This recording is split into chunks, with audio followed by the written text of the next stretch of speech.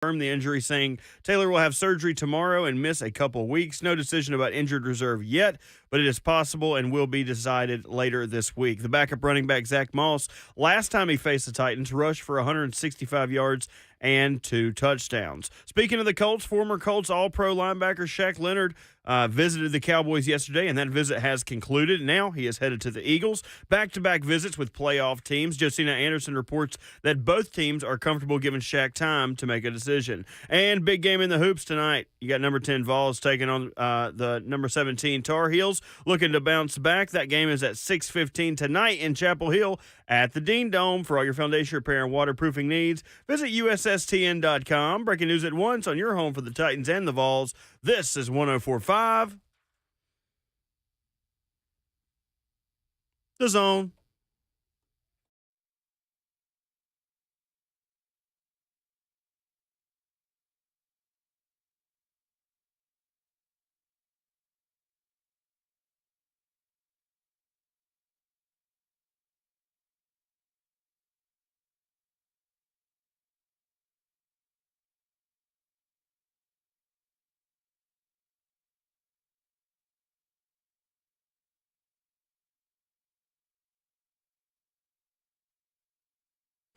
Welcome to your Wednesday on RKW, brewed by 8th and Roast in frigid Nashville, Tennessee. We've got an action-packed 4 hours coming up for you this morning.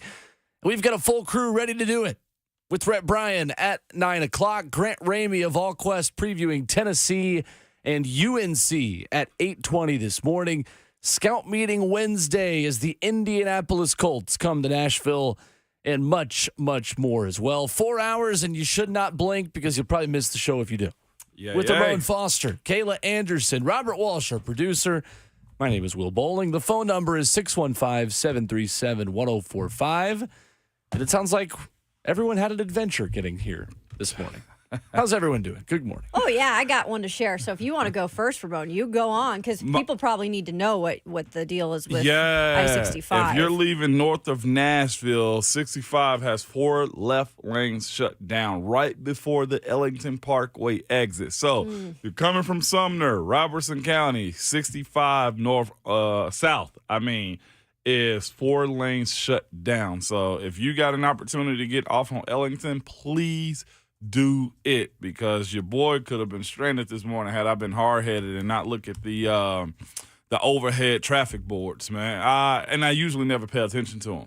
I was like, oh, okay. Then I got right to Ellington, the Ellington 65 split where you can go Briley, also coming down 65 south. And lo and behold, it's backed up. It is a standstill, so get off if you can. Absolutely, and we're not even in the morning traffic yet. No. So that's good advice to follow. I had the travel day from you-know-what, and I don't usually have travel days that are hectic. I know I always hear stories, but I obviously have been in California visiting my family for Thanksgiving, and yesterday I always get the earliest flight out, so get there at like 7 or 6 o'clock a.m., check in my bag like 5:30 probably. My mom and aunt had another flight to catch. So I'm sitting for a while, and 8 o'clock comes around, and we get on the plane, and we're all on there. And about 30 minutes into it, we're still on there, and they come on the intercom and say, we've got an issue with the wing. There's a dent in it, and we're going to measure it, and we're going to see if we need to fix it or if we need to repair it. So 30 minutes go by, another 30. So we're on there an hour, and they're like, some bad news, folks. We're saying now from Boeing that the dent is too big and we have to repair it. So we have to get you all off the plane. And many of you are missing your connectings in Las Vegas, which was me, obviously. So we all wait in this gigantic line in this teeny little airport. And finally, you get up there and there's like a couple options. And you're like, okay, well, I'll get into Nashville by 7. This plane is going to leave at 11. They're going to fix it. And it's good to go. Yeah. So 2 hours later, it's 11 o'clock. We get no updates. And it goes on all of our phones that the flight is now delayed till 12:15. So you're going to miss your connectings again. So I go back and wait in line again. The line is crazy at this point. Of course. And they reconnect you. And I think mine was Vegas, then now to Austin, then to Tennessee, and getting me in at like 10:30 last night. So the plane finally leaves at 1:30 p.m. Oh. I get my flight by literally 2 minutes. I run to the gate, get on the flight at Vegas to get to Austin. Get to Austin, barely make that flight, and get back home last night, obviously, at 10:30. There's 5 other people that connected on that same flight from Palm Springs that were Nashville people. All grabbed their bags, and I made friends with all of them, obviously, because we've been on this horrid journey. And I go, and there's no bags. So I go to the check-in thing with Southwest. It's like 11 at night now. And they're like, they go through all this stuff and they can't find it. And they look on the tag and they were like, oh yeah, yours was a late check-in. So that like it's in Denver. I said, I checked in 2 hours early. And they said, oh, no, I don't think so. It's a late check-in. So they were like, they finally got a manager and he looked on the tag. And sure enough, I had checked it in at 5:30 a.m. Yeah. For some reason, they called it a late check-in. So the bag will be picked up after the show. I will be going. Oh, gosh. They called it a late check-in because they could. I guess because I checked it in too Yeah. early, maybe. And they like forgot about it and then checked it in late. So travel stories, I know we all have them. That was the first that I've had that's really horrid. Did you have to run through the airport in Austin? Because I'm not an airport runner. It was like, a running situation. I'm making that bad You're just boy. going to miss it. Yeah. I'm going to be real. I'm just going to miss it. All right? That's just me. Yeah, it was like, like the Home Alone. Dun, dun, dun, dun, dun, dun, dun. It was like that scene, and it was the 4 other people I was with originally, from the the Palm Springs of Nashville. But I made it, and that's all that matters. So I was like, I am not waiting till tomorrow to fly out. Like, Did you not see happening. the graphic of all the flights the other day on the day after Thanksgiving? No. There's a graphic floating around, and I'll have to find and send it to you. But every bit of the United States, except for Idaho and like North Dakota, was filled with air travel. You are It was kidding. by far says the busiest it's been Makes in sense. like years. Dang. It's the busiest it's been in years. Picking up someone from the airport on Sunday night, I do not recommend. Do not recommend the Sunday after It's Thanksgiving. not fun. I would have probably hated that more because I'm already home and I got to wait in all this congested traffic and Correct. you can't go Right. nowhere. Correct. You can't- yeah, like the airport travel part of it. Yeah, there's nothing worse than sitting in those small seats. Well, for me, small seats on that plane with a bunch of Relatable. people I got to worry about if they're hacking and coughing and all those Yeah. types of things. Then, of course, the bag. The bag is screwed. You're like, not my bag. The bag is screwed. Yeah, whatever you need, charger, Sure. toothbrush, Yeah. extra pair of underwear. Like on days like this, travel with that type of stuff, man. That's terrible. So, shout out to the airline. Not really. They give you a For voucher. a day of crap. I did get one voucher. Okay, all right, for sure. So that was nice. Yeah, I'll take that all day. Yeah. 615-737-1045, our number. I feel like I should have some kind of difficult story on how I got here this morning. Just be thankful you Pretty didn't. smooth. It's cold. That's about it. well, to some- me, that's just the worst thing in the world because, I hate cold so much. Unless it's inside, then I love it. Make that make sense. What happened overnight, you guys? Because I came back, I'm like, what is this weather? That's terrible.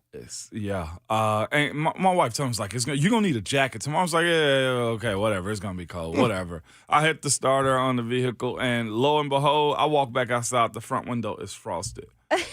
I was just like, yo, That'll do it. There you go. it was icy. Then I don't have any scraper. I ain't got no scraper right now. And I'm trying to make it happen this morning. And I was just like, all right, quick pro tip. Think of it, MacGyver. Come on, Black Exactly. MacGyver. Figure it out. All right. Dun-dun-dun-dun-dun. And I messed around and went in the garage, and I got some room temperature bottled water. There you go. And poured it on the windshield. I know you're not supposed to do that, or at least you're not supposed to do hot water on the No, Just windshield. warm. Crack it. Yeah, I did room temperature water, and it wiped it away enough for me to be able to drive out and There hit you the go. wipers. Yeah, and I blasted the heat the entire way. It said it was 20 this morning when I got in. I would believe it. It's that cold? 100% believe it. Dog. Yeah. I'm also walking a difficult journey. What's that? I had to wear socks with my Crocs this morning. That's a There tough it is. day. It is a tough day. I wasn't ready to give up my Crocs, but I just adorned socks. And I don't know how to feel about it because you can't really. In what situation is it okay for me to take my socks off at work? Zero. If you walk in and somebody has their socks off at work, they are an unhinged person, and I may be that, but I refuse. I refuse to have the studio smell like socks. So I hope that you guys would be with me in this troubling time. I'm scared to drink the coffee. It's going to make my feet sweat. I'm going to have damp socks. I'm learning to live my new life back here. So just think about me at my trying time. So don't go back there is what you're saying. I would not go back Okay. here. Also, I got a wild hair, Kayla, while you were gone. We talked about pea salad yesterday. I missed it so much. I made it last night. Cheyenne kicked me out of the bedroom. I had to go sleep on the couch because I've been tooting so much. So the studio is going to be horrendous today. Oh, my goodness. Caution, stay out. So just don't go in the control room. The control room is off limits. You're Okay. not going to want to go. It's like Friday. You're not going to want to come in here for about 30, 45 minutes. I didn't know pea salad did that, but I do like me some pea salad. That's what I'm like- talking Again, about. I had never even yeah, heard of it. baby. Had never heard of pea My salad in grandma my made it. entire life. Yes. It's really I good, don't understand. guys. Pea salad is just Good. peas. And are peas actually vegetables? Are they? Because they're sweet. Wait, But, what like- peas are you eating? Most peas have like Well, I a guess sweet they do have texture a to little it. bit. See what I'm saying? Like, oh my gosh. It Yes, is like they the are a most little. unthought of vegetable, and y'all families is making meals out of them. Like dishes, Bert. And then the audacity of you to not bring it in so I could at least Right. taste it and spit it out. You use English peas in Yeah. pea salad, so not the sweet It's not peas that sweet. we're used to. This is a And new that's world why to it's me. There were Good. different kinds of peas There are different kinds of peas. in this economy. Yeah. Right? No, you left it. You killed it, Will. What's wrong with American peas? Yeah, that's right. Come on. Huh? I know the English has some good history and whatnot, but like, Our grandfathers died so we could have our own peas in this country, Robert. Come on. and I'm sorry. You choose the good. crazy. Choose English, baby. I say that as I wear a British soccer sweatshirt today. Yeah, 615-737-1045 is the number if you want to jump in. Streaming live at 1045 The Zone TV, Facebook Live, YouTube, Twitter, or Twitch. Twitch, please. Thank you so much. Coming up, who are the best 4 teams in college football? Seems like the committee maybe doesn't have the greatest idea of who that is. Maybe we could help them. Coming up next.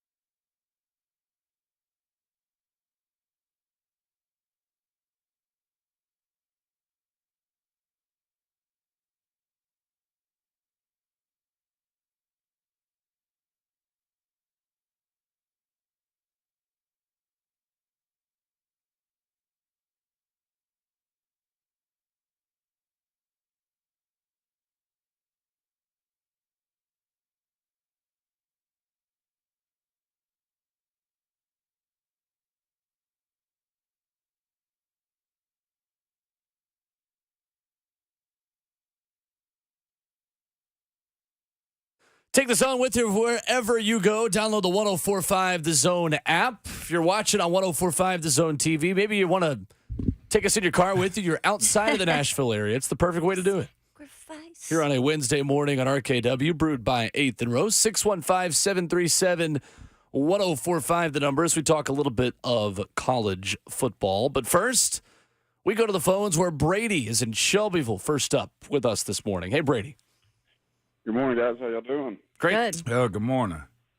Good deal. So I heard Kayla talking about her airport disaster, and I was going to share one of my childhood ones. Yes. So my grandmother, who I call Momo, worked for Delta for a long. She retired from there. When I was 9 years old, I flew directly from Nashville to Atlanta to meet her and spend the summer with her. But I flew by myself. And I was told when I got on the plane in Nashville, when we landed in Atlanta, sit here and wait, an attendant will come and get you and take you to your grandmother. So I'm like, okay, that's fine. Well, we land, and people get off the plane. I'm just chilling, waiting. Well, people start loading the plane for the next flight. And I'm freaking out at 9 years old, like crying. Yeah. So I just get up and walk out, and I find my grandma. I don't think nothing of it. Get my badge, we leave. 10 minutes after leaving the airport, she gets an alert that I'm a missing person in the airport. Oh, no. You are So we kidding. had to turn it. No, it was insane, and I thought I was in trouble. She told me, and they pulled me into a room to question me. I'm 9 years old, thinking I'm going to jail. So luckily, everything was okay, and that flight attendant, I hope, got reprimanded. Wow. Every time he got me. But that's all I had. I want to say go Vols, go Titans, and have a good day. Thank you, Oh, Brady. Thanks, Brady. That Appreciate was the bringing call. up memories. Golly. My brother-in-law's Missing had person. to go through the airport like that by himself. Do they still allow kids to fly solo like that too? I would say probably more so now than they used to. You think so? Oh, wow. I was wondering about that because I flew when I was 9 too. Yeah. I cell had a phones. person with me. Yeah, right. Yeah. Wow. Golly, yeah. I'm just glad they found him. Brady was one of those people that caused us to all have an alert on our phones. Is one of those situations? Sure. He was, man. Grandma about to go to jail at what was about to happen. Goodness. Missing child alert. Missing child alert. That's some cold-blooded stuff. Between that and the airport and Disney, those are the two places I always worried about losing my Oh, kids. gosh. You Or got Buc-ee's. lost? Buc-ee's you get lost in there, too. Yes, absolutely, man. I was terrified of that. 615-737-1045, the number. Playoff rankings out yesterday, and a little bit of uproar over the fact that Ohio State is still in the picture at number 6. Interesting stuff yesterday from the committee, which basically tells Florida State, if you win the ACC championship, you are in. Is Florida State one of the best 4 teams in college football right now? Without their quarterback, to me, no. I say their defense played championship defense against Florida last week to pull out that win because I'm sure the committee was begging Florida to do the job, and Florida could not deliver, man. Without Jordan Travis, I don't want to see it unless this guy proves to be the next showing of Jordan Travis, man. And we don't know that, and it's too late this season to make a declaration on if he's that good or not. But let's be real, and I'm actually kind of shocked the committee voted him in still. I guess they kind of had to. They ain't lost. But I do think that what's the name? Star power matters. I do, in those games. I think so too. And that was the first thing I thought of, Ramon, was no Jordan Travis equals not a great shot if they are in the final college football playoff against these other teams that are playing really good football right now, right? With Oregon on the outside as well, Texas, Alabama still kind of on the outside looking in. To me, those are better teams right now compared to Florida State because Travis is out. Mm-hmm. And that's unfortunate for them, and it stinks, right? Because they are undefeated, and they've been able to win these games without him down the stretch, but not against this type of competition in the college football final. I think the interesting part of this week, guys, is that there are teams that would still be ranked ahead of Georgia if Georgia loses to Alabama this weekend. Like, this feels like one of the most important SEC championship games from the Georgia-Bama perspective because a loss might sink both of them, but a win might actually put both of them in the playoff at this point because Oregon at 5 with Washington at 3. If Oregon wins the Pac-12 title or if Washington wins, the winner of that game is in. Does the winner move up or stay the same? Of that Depends on what Oregon and happens around Washington them. State. There's Okay. too all many right. variables. Okay. Yeah. All right. I would say the Pac-12 winner is probably ranked 3rd Yeah. at this point. As long as Florida State doesn't just win by 50 and again, it's impossible to know that. But Ohio State 6th. Ohio State has less of a chance than Texas right behind them and even less of a chance than Alabama right behind them. I would have put Ohio State 8th and probably Texas 7 and Alabama 6 at this point. But, I mean, again, actually, no, I wouldn't. I would put Texas ahead of Bama still. But at this point, it does feel like there are the most amount of variables going into a conference championship weekend for playoff rankings than we've seen. It is.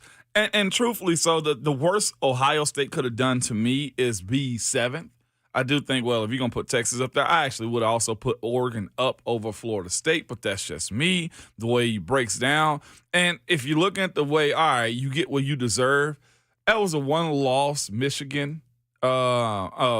I mean, a one-loss Ohio State game as far as them versus Michigan, who Michigan was also in the, 5 or 4 at the time? 4 at the time. So you look at their situation, you just kind of say, well, Ohio State played that game as the number 2 overall team.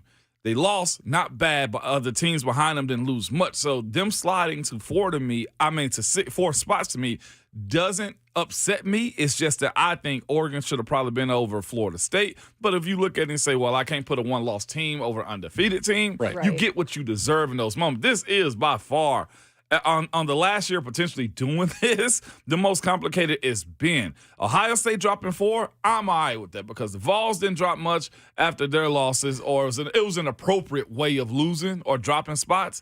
I think it was fair. A 1-score loss to Ohio State, to me, sufficed 4 drops. And it's not I'm really, okay with yeah, this. it's not really docking them in a way. It's like there's other teams that continue to win. Yeah. And move up a little bit, right? And I bet the committee was shaking their fists that Florida State continues to win without Jordan Travis because I think that would have solved a lot of the problems we're talking about.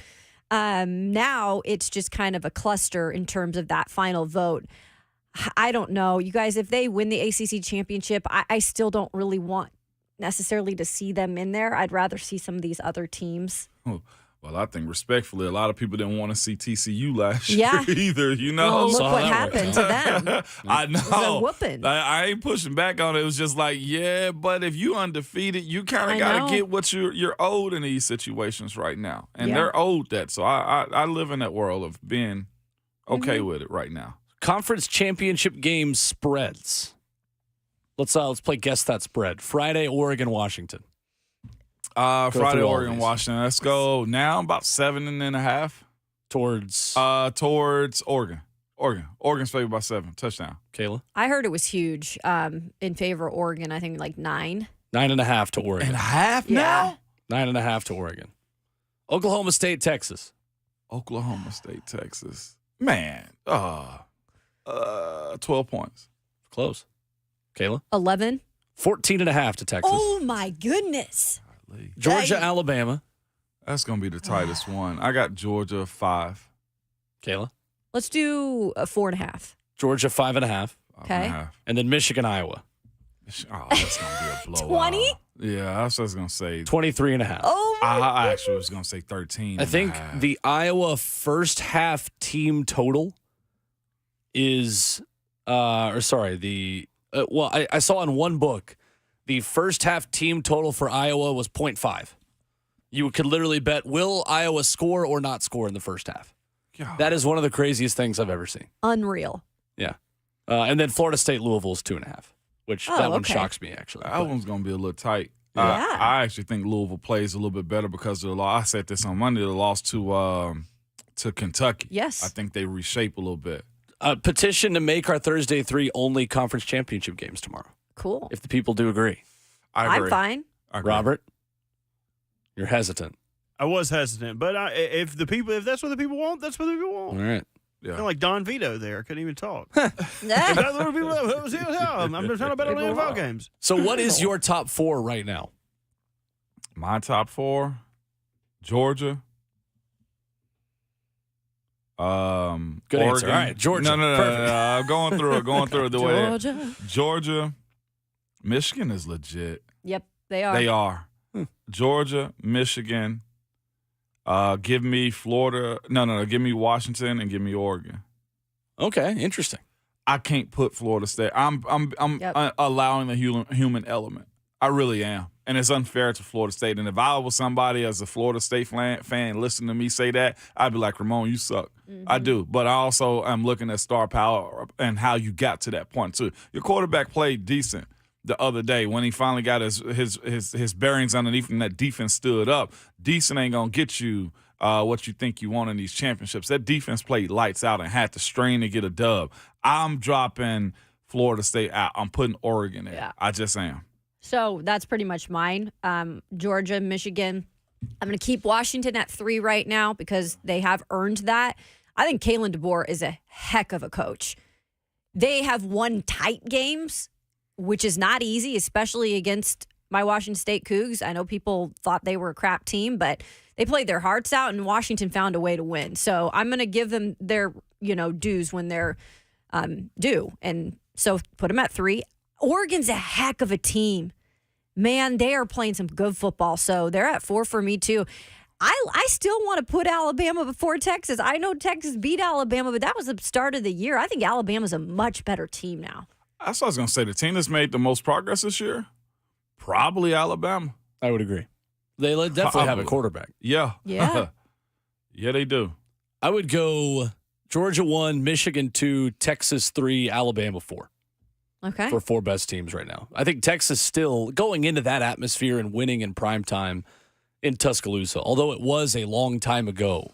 And I don't think that they would beat Alabama in a rematch. I still think that right now they deserve the 3rd spot over Alabama, but I think this SEC championship game is a fascinating one. Mm-hmm. And how much does Jalen Milroe's legs allow him to do things to Georgia that nobody else has been able to do to Georgia this season?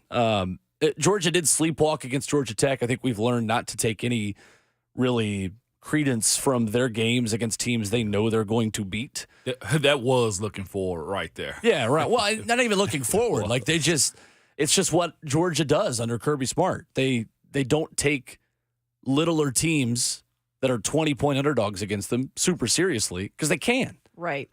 I mean, when other schools do that, you get Tennessee's loss to Georgia State under Jeremy Pruitt because they just run base everything and easy, vanilla, and sorry, I didn't mean to bring that up on a Wednesday morning. Come on, man. But genuinely, I don't think we've seen a team be able to do this the way Georgia is and just coasting through games like Georgia Tech and preparing for an SEC championship game. I still think Georgia wins. I still think Georgia wins the national championship as well at this point, but it is. I think that is going to be an outstanding game.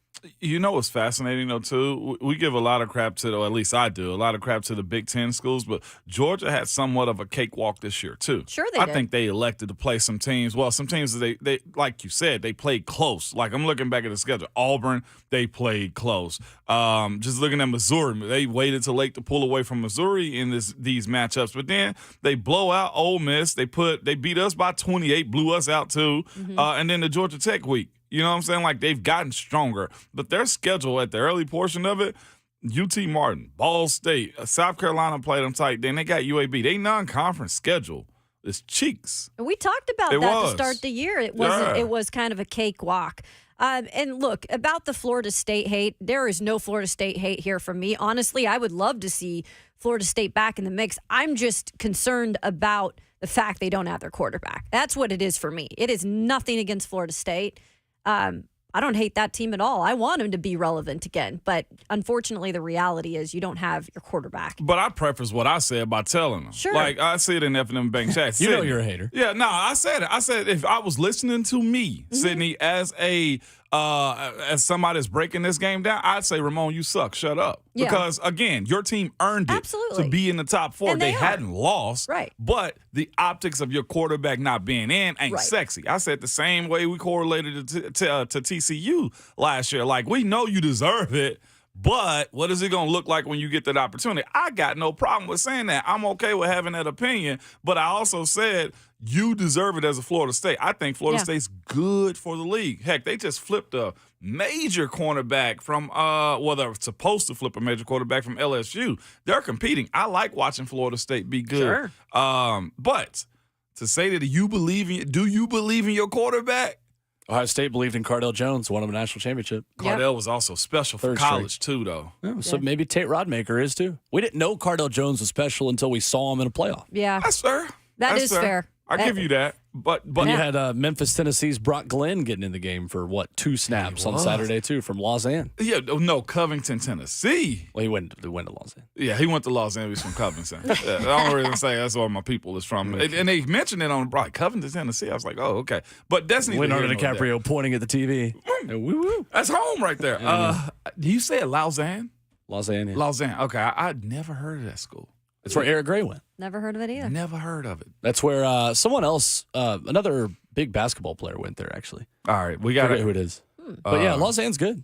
Really good. Got an answer from Sydney. Sydney said he believes, or he or she said they believe. I roll with it. I just said me as a consumer looked at it like, no. What color of Haterade is your favorite? The favorite color? Yeah, Lime. Haterade. That's a lime color right there. Yes, Everyone absolutely. drinking some lime Like a pea. You Haterade. see me? Yeah, pea. you see me drinking that's Haterade right there. Kenny the mailman up next on the phone line, 615-737-1045. What's up, Kenny? Good morning, good friends. How are y'all? Great. Good. Good. Guess what? I'm enveloped in envelopes. Lovely. You Lovely. didn't think I was listening last week, did you? You were. I had to hold on and use that. But listen, Kayla, I had to wait till you were home because I think you were there. You were the only one with your unique perspective that can help me because I'm on the outs with the lovely and gracious Babette. Oh, what happened? Well, you know what? We were sitting on the couch watching the Titans and Panthers Sunday, and that was not an easy watch, was it, fellas? Y'all Not really. agree with me? Yeah, I It agree. was hard I was to watch listening and it was hard listen. middle of the second half.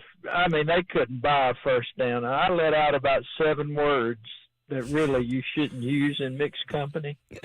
Babette looked at me and said, "I'm disappointed in you, Kenny." I hung Kenny. my head, but then I looked up at her and I said, "Babette, you don't understand.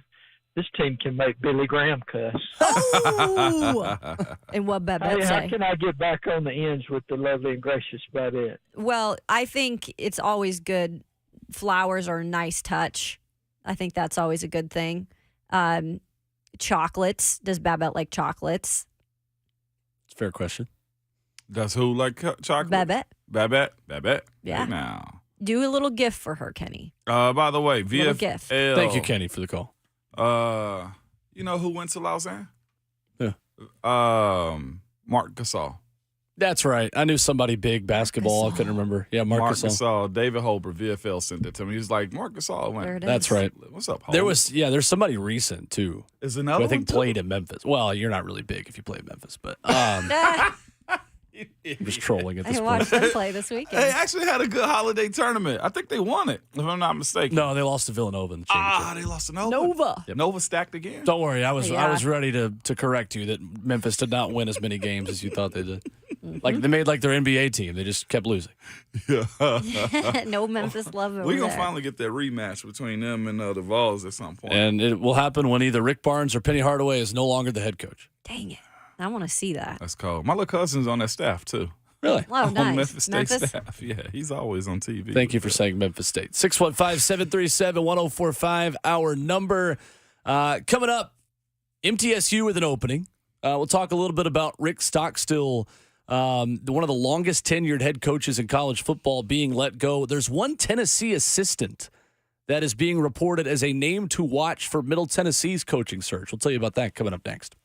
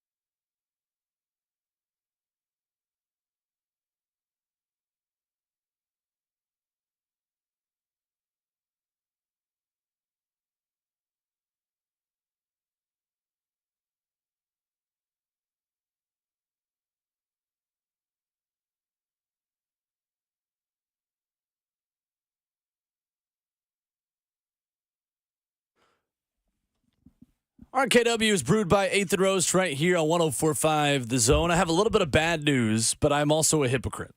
I just saw this on Twitter. Spotify Wrapped is expected to be released within the next week. So if you're on Instagram, just strap in. You're going to learn a lot about music tastes that you've never cared about from everyone you follow. Spotify Wrapped, where it gives you your like top 5 most listened artists, like all these things. But I also love posting mine, but I also just use Apple Music because I'm not a Spotify person. Me either. Okay. So I I'm like not hate either. viewing them, but then I love like putting mine up. So I know I'm a hypocrite and I don't care. I'm just admitting it in a public forum That's like fair. this. Anyway. I'm It also surprised. bothers me that they put these out in December. Yeah, I know. Like, can Do it we in not just January. wait a month and do Yeah. it in January? Right.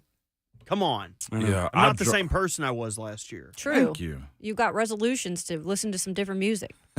I dropped Spotify and Pandora also. I listen to Pandora stuff. But I recently re-signed back up for Pandora because I like the shuffle element do of it. too. I don't know if Apple Music does a good It job does. of shuffling. It And does. Spotify just added a smart shuffle, so you can That's what Apple does too. you can Really? go to like your playlist, and then it will play you recommended songs through your playlist. I have that set up on Apple where if I play one song, then it will play similar songs that they think I will like based on just picking that one song or album after that Right. song or album is over. Well, you're going to have to walk me through this one. Well, you just there's nothing to set up. Like you just keep listening. Like you just hit next and it'll just go to the next one. Oh, straight up? Yeah.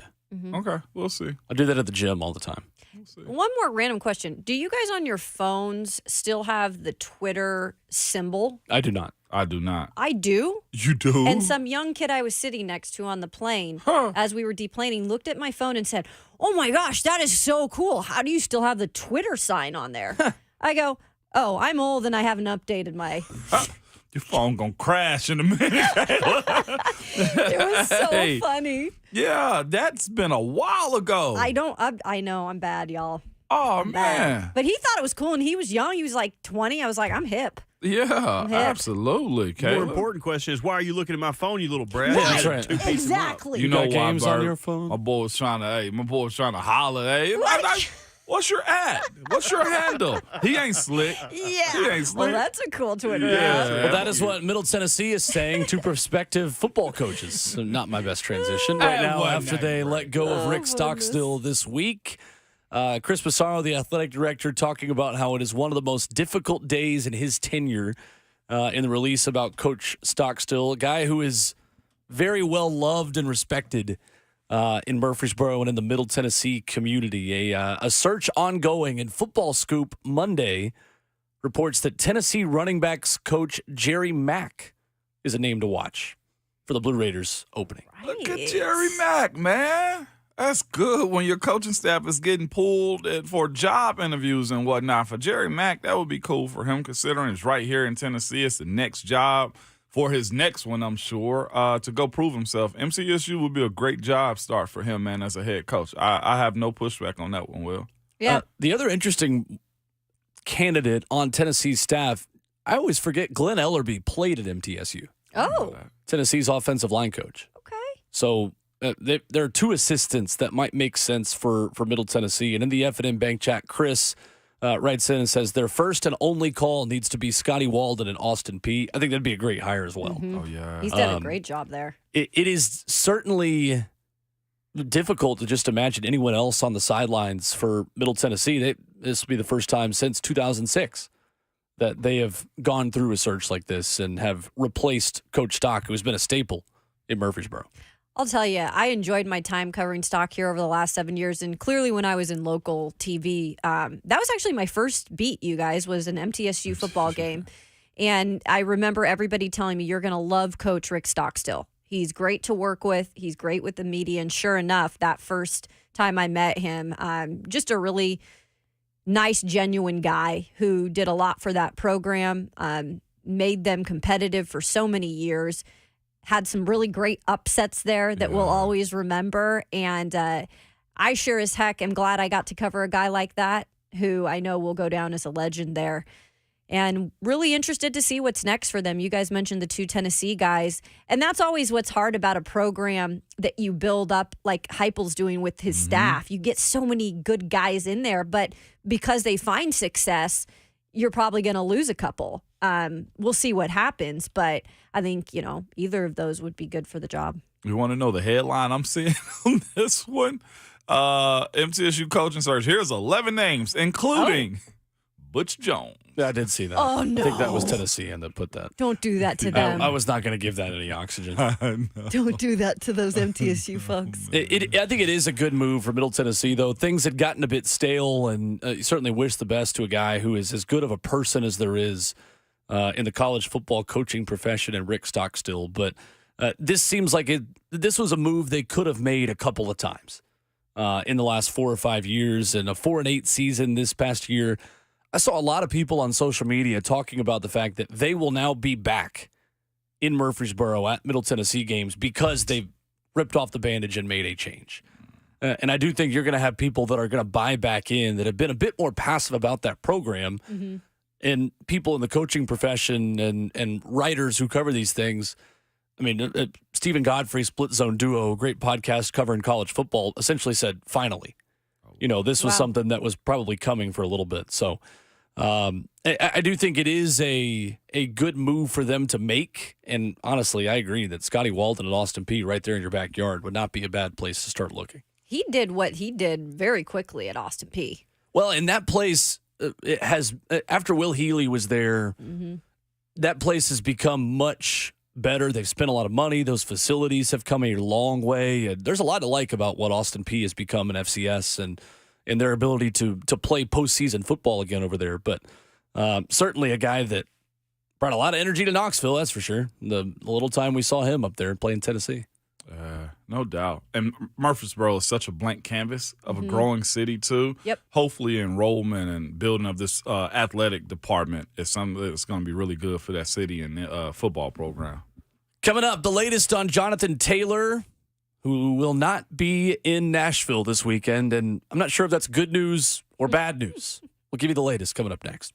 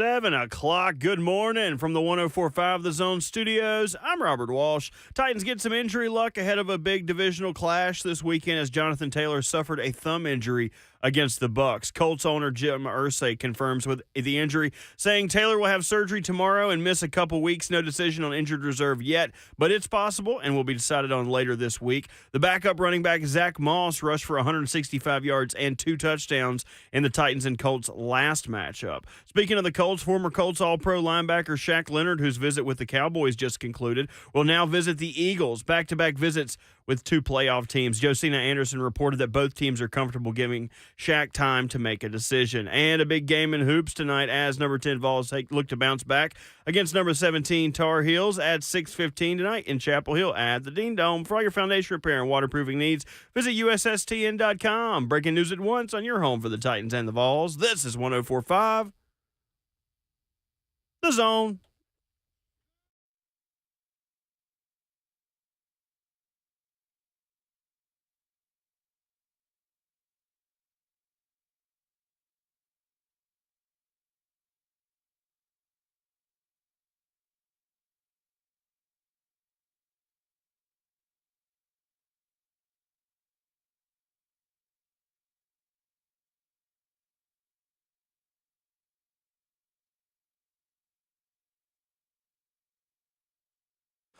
RKW is brewed by 8th and Roast as we enter hour number 2 on a Wednesday morning in Nashville, Tennessee. Hope it's a good morning for you so far.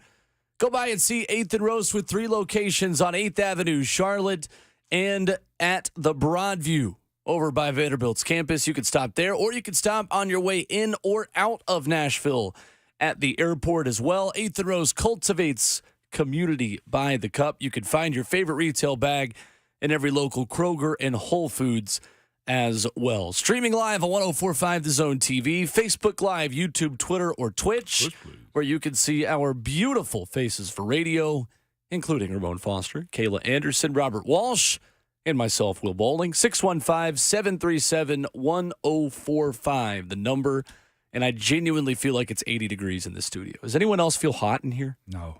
It is a little warm, but I'm also wearing a hoodie and this is my Montana coat, folks, from FCS playoff days. Hey, there we go. It's a little thick. There we go. You brought the accent back for that. This is my Montana coat I gotta sound rough and rugged, from out on the range. right? No, this is very comfortable in here for once.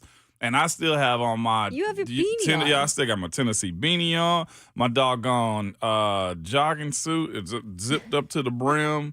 Yeah, and I'm moving my feet, working on my second cup of coffee. 8th and Roast, shout out. And this is finally pleasant in here for once. Thank goodness. I'm usually cold and freezing. And Will is like, it's hot in here. He's like, I gotta bring an air conditioner in my side I here. want it cold like my heart.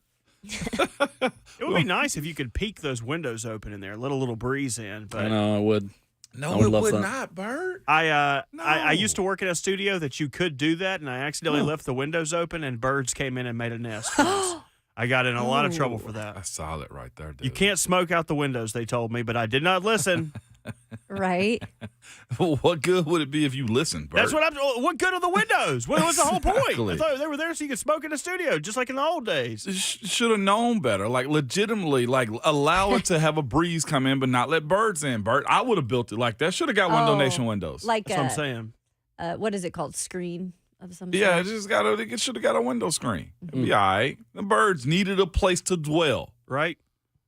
Fair enough. That's fair. Man, I would love that. I would keep this window open all the time. I am the type of person that this time of year, I'll open the sunroof and then blast the heat.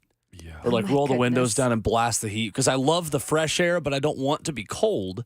But I want to feel a little bit of cool breeze and then have like a little tornado of heat and cold, just kind of battle it out in my car. I know I'm weird. I know I'm a psychopath, but it's okay. First step is admitting you have a problem. Right? That's very true. By the way, to Cody Nix on Twitter, who just said, good job skimming over me dropping an F-bomb. I never dropped an F-bomb. Yeah, you didn't. Just to make sure that people out there know. There's certain words we I'm a will professional, say, folks. but that one will get you fired. Yeah. Well, Get you sent home for sure. get you a whooping. Mm-hmm. Well, Jonathan Taylor looks like will not be in Nashville this upcoming weekend as the Colts visit the Titans. We'll dive into the full scouting report on this version of the Indianapolis Colts coming up in 15 minutes, where Ramon Foster will take us inside the film room. But according to a report that you just heard from Robert Walsh a few minutes ago, Taylor will undergo thumb surgery today in Los Angeles, according to Jim Irsay, who has to always be the one to speak about these things. Colts are hoping he misses at most 2 to 3 weeks. Man, JT can't get healthy. This is a hand. Can't you play with That that? is where your thumb goes. Yeah. Which hand is right or left hand? He plays running back and he toasts the ball, so I get that. That's a little different. I had to have surgery on mine, but I waited till after the season, put a cast on it. I get it's a little bit different with the position that I play versus what they played. So it is what it is in those moments. I'm just a little shocked. Heck, if he's in a bunch of pain, go get it done, JT. You've got broke off. If you know you're not a strong enough team to make the playoffs, all those types of things, then yeah, go ahead and concede, especially if the ownership is saying those things. What if Irsay is just really teasing us? It's like, nah, I'm playing. He actually flew in. He flew back for this game. He's going to play against the Titans. Because I really trust nothing Irsay says. No, not at all. And Sean Murphy-Bunting just had that thumb surgery a couple weeks ago, too. He obviously played on Sunday, but he took a couple weeks off, I believe. I questioned that, too. So it is what it is with these type of things. I just thought that JT would be in a good spot. I got a theory, though, whenever we get the scout meeting Wednesday as to why they feel okay with JT going to get thumb surgery this week as opposed to waiting to after they play the Titans. But we'll wait and see. We'll talk about it. It's a good tease by you. Yeah. Keeping the people interested. Got to. Scout meeting Wednesday, man. Let's get serious around here. A little preview for the weekend. Well, the bad news is the Titans will see the best Colts running back now as the starter in Zach Moss. Changed my mind. Well, there we go. I'm being a little sarcastic, but not really, because yeah. when Zach Moss played the Titans the first time, Zach Moss was running back one because he was running so well. Mm-hmm. And he was up there with the leaders in rushing in Jonathan Taylor's absence to begin the season. Has a career best 672 yards, 5 rushing touchdowns this season. His previous high as a rookie in Buffalo in 2020 was 481 yards. If the Colts beat the Titans, it is not going to be on the ground again. I think we can just say that, or at least I will, first and foremost. I don't think the Titans will allow the Colts to beat them on the ground a second time at home in their own building. And that's what it was last time, too, Will. Like, you're watching that game with Zach Moss. They beat him into the ground. They did. They ran over him however they wanted to. I'm talking about tight red zone. I'm talking about from goal to goal, they ran the ball, and there was no way to stop a nosebleed. And it wasn't a crowd. It had nothing to do with it other than the fact that they set their mind on the idea that, look, we're going to run this ball. Anthony Richardson got knocked out in that game last time, too, remember? Like, they were scrambling to figure out how to win. And they said, O-line, do us a favor. Beat up this Titans defensive line. And I ride with you this time around, Will, by saying this. You can't allow that to happen again. Not home, not against a divisional opponent. That style of winning that the Colts did was just to say, hey, look at me.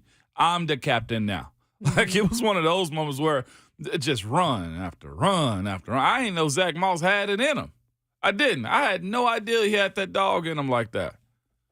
And that's the I guess the time of the running backs, right? Yeah. Even if your main guy goes down, I feel like right now a lot of teams have that second guy who can come in and do enough for them to win games. Yeah.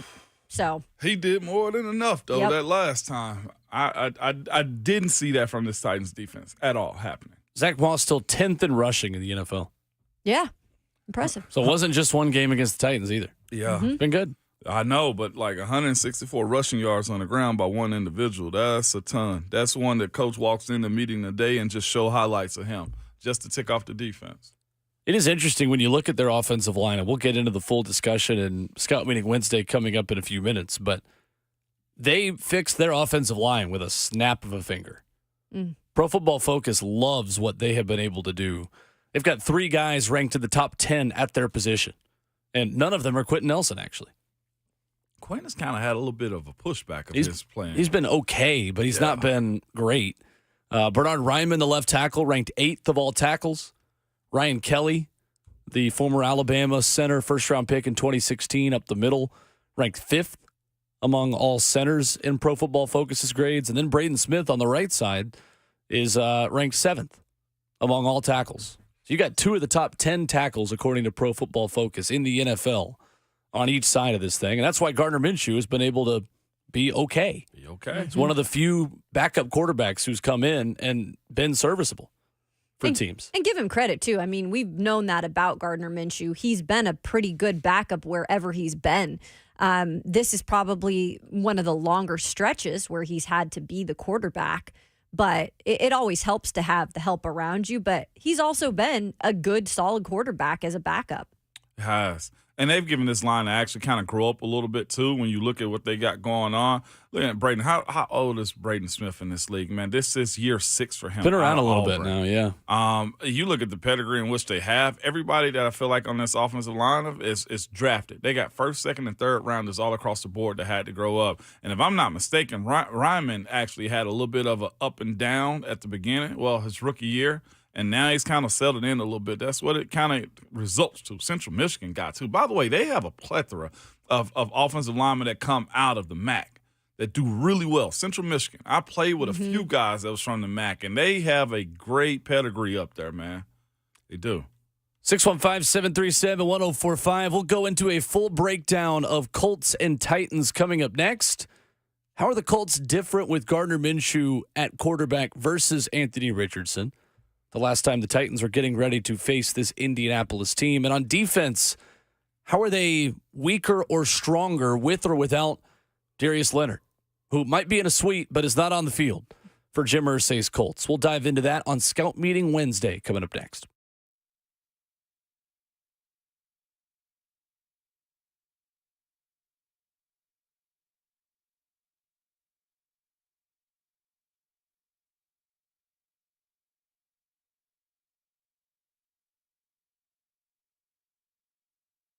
Hey, what's going on? It's Will Bowling here for my friends at Lee Company. Look, we've been talking a lot about the weather this morning and how cold everything is out in Middle Tennessee. Is your heating system ready for the cold weather of winter? Well, if it isn't, you probably found out in the last 24 to 48 hours. And don't worry, there is a fix out there for you.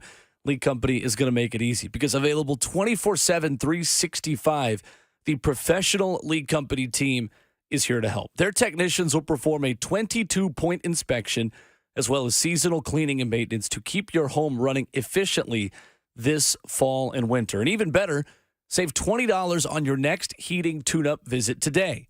That's $20 off on your home's next heating service. Look, you got to take advantage of this deal right now at Lee Company. Remember this phone number, 615-567-1000 or online at leecompany.com. for an appointment to keep your home's heating in check. That's 615-567-1000, online at leecompany.com. That's Lee Company, all you need.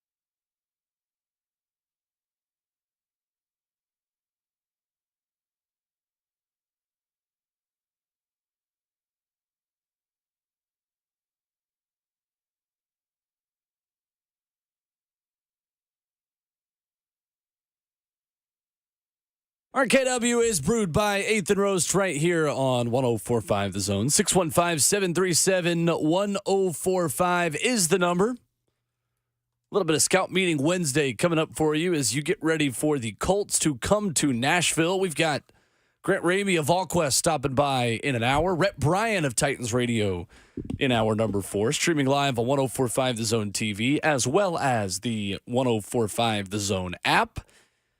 Always interested when we do a Scout Meeting Wednesday version 2 with division teams. And before we get to the big theatric open of Ramon taking the mic and the proverbial laser pointer to watch the film with us, how different is this Colts team in your eyes, Ramon, going into matchup 2 than they were in matchup 1? I'm going to breeze through real quick if you want me to. Some stuff I had written down. I got my notes from that too. Shane Steichen, 2-2 at the time, 1 loss to the Jags. They won Baltimore. At the time, they were 33.9% on third down. I still think they're real low on third down. They have gone for it a lot offensively on fourth down themselves. Anthony Richardson was playing. Gardner Minshew hadn't been in much at that moment also. Possibility of JT is what I wrote. I did have this written down. Main total was Zach Moss. 280 through 4 games with a touchdown. That surged up after that. And the same things has kind of stayed the same, although they've kind of figured out a little bit more. I had Michael Pittman Jr. as number 1, Josh Downs, big part of the offense, and he's gotten to be a bigger part of that offense. For them, their third down is still pretty steady. They're mid-30s as far as giving up third down conversions, and the run game is still stout. Grover Stewart, did he play in that last game? He's not playing in this one. He's got a 4-game suspension. He's still going. And, of course, the same things that were still about their defense. Quiddipe, Sampson, and Bucum, they're the pressure. Yeah. Bucum is their pressure guys, and also had a write-up on Shaq Leonard and Zaire Franklin, and that's been supplemented by E.J. Speed. E.J. Speed's becoming a dude for this group, man. Not a whole lot, man, except for the emergence of Josh Downs. Well, let's do it. Scout Meeting Wednesday 2.0 on the Indianapolis Colts.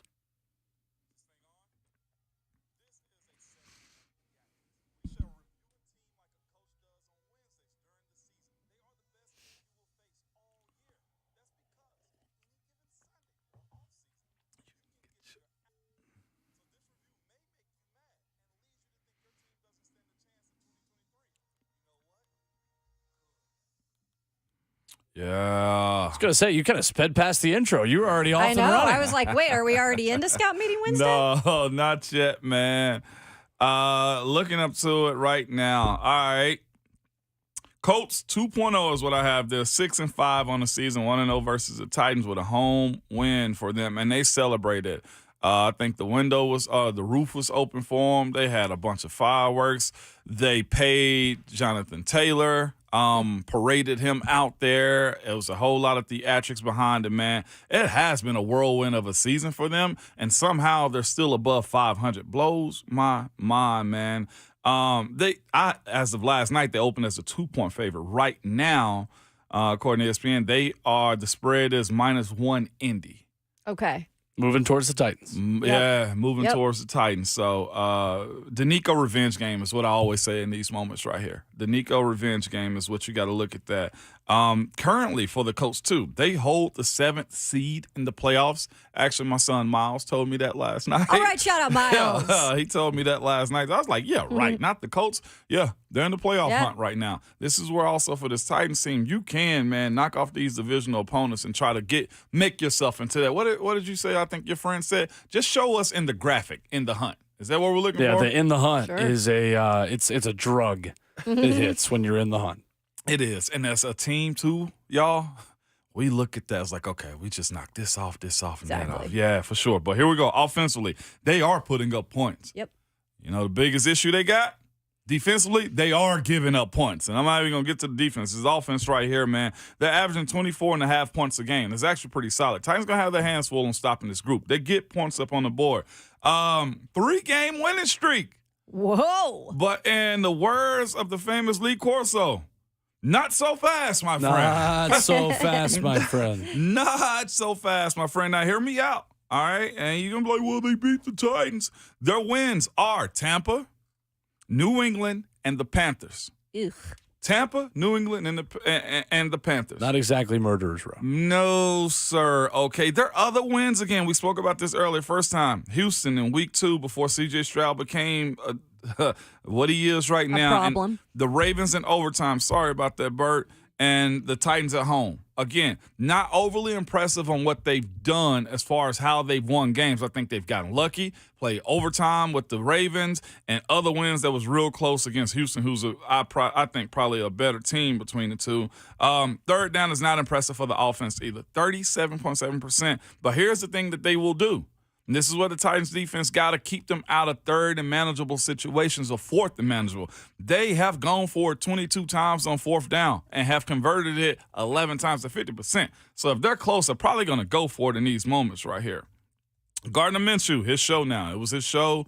And the first time the Titans played them, I think he came in and really just set the world on fire a little bit with what he's capable of doing. Here's the thing about him. He's mobile. As I had all this written down right here. He's mobile, sneaky athletic, lunch pail guy. Oh, my gosh. There you go. He's a real gym That's rat. right. He's a first in, last out kind of guy. Yep. Plays with a lot of heart. You know what? He's got a lot of Plays with moxie. a lot of heart. Every time you hear somebody say Gardner Minshew has moxie, or, he's got that it factor you need to play quarterback. It's 2nd and 10.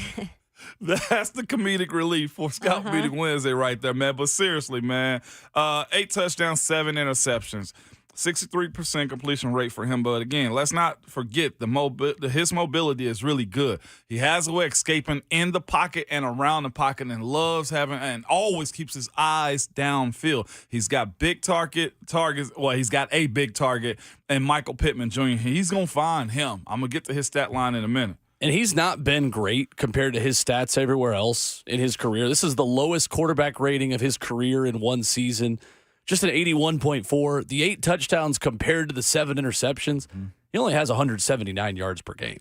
He's just sitting there and he's throwing it to you. But other than that, behind this offensive line, he doesn't have to do a ton at the moment, as well as that offensive line is playing. And it's playing real good. You gave a good stat line a second ago on that one. But here's where he'll get you. I think he got the Titans. 3 touchdowns on the ground. That's where he can really just dice you apart, man. Can't allow him to scramble. I put in my notes, too. Baker 2.0. Think about what Baker did in Tampa earlier this year, too. You got to contain these quarterbacks and not let them scramble to get extra yards. Michael Pittman Jr., you say you'll add him to your Christmas list if you have to. Well, he's a free agent this upcoming offseason. Yeah. The last free agent that came to the Titans from the Colts worked out pretty well. I wish I'd have did this beforehand. Now that I'm thinking about it, man. But Michael Pittman Jr., we know what he is and what he's capable of doing. You say, okay, well, he's only got 784 yards. Yeah, right. So what, man? This dude has 111 targets on the season already, y'all. Like, 111 targets on the season. Like, that is insane, man. High volume. Got to have your eyes on him. If you're a healthy DB for the Titans, you need to play this week because this dude's going to get the ball. Also, you got to look at this situation, kind of say to yourself, well, what's going to happen if Gardner Minshew only beelines to him? That's where you have an opportunity to really get some turnovers when you look at how he's done.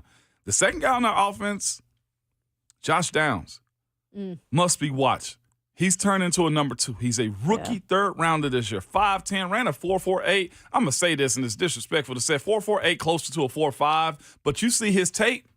His tape is quick. Yeah, he's not 4.48 tape. No. He's that guy. He's Tyreek for them. It's kind of what you would say with the tape shows. Moves in motion, goes in the backfield, do the loop-de-loo around the quarterbacks and goes into space. Like, he's that type of guy. He's quick. He's shifty. He's everywhere, man. That's what they say about short guys. And he's quick. He's shifty. He's it is. There's quick to another go. one. So there's another stereotype right there. Got to find him. If you got guys that have a matchup, they're going to try to put him on him. A mixed match, they're going to put him on him. Must find him. He does everything for this group, man. He's run the ball.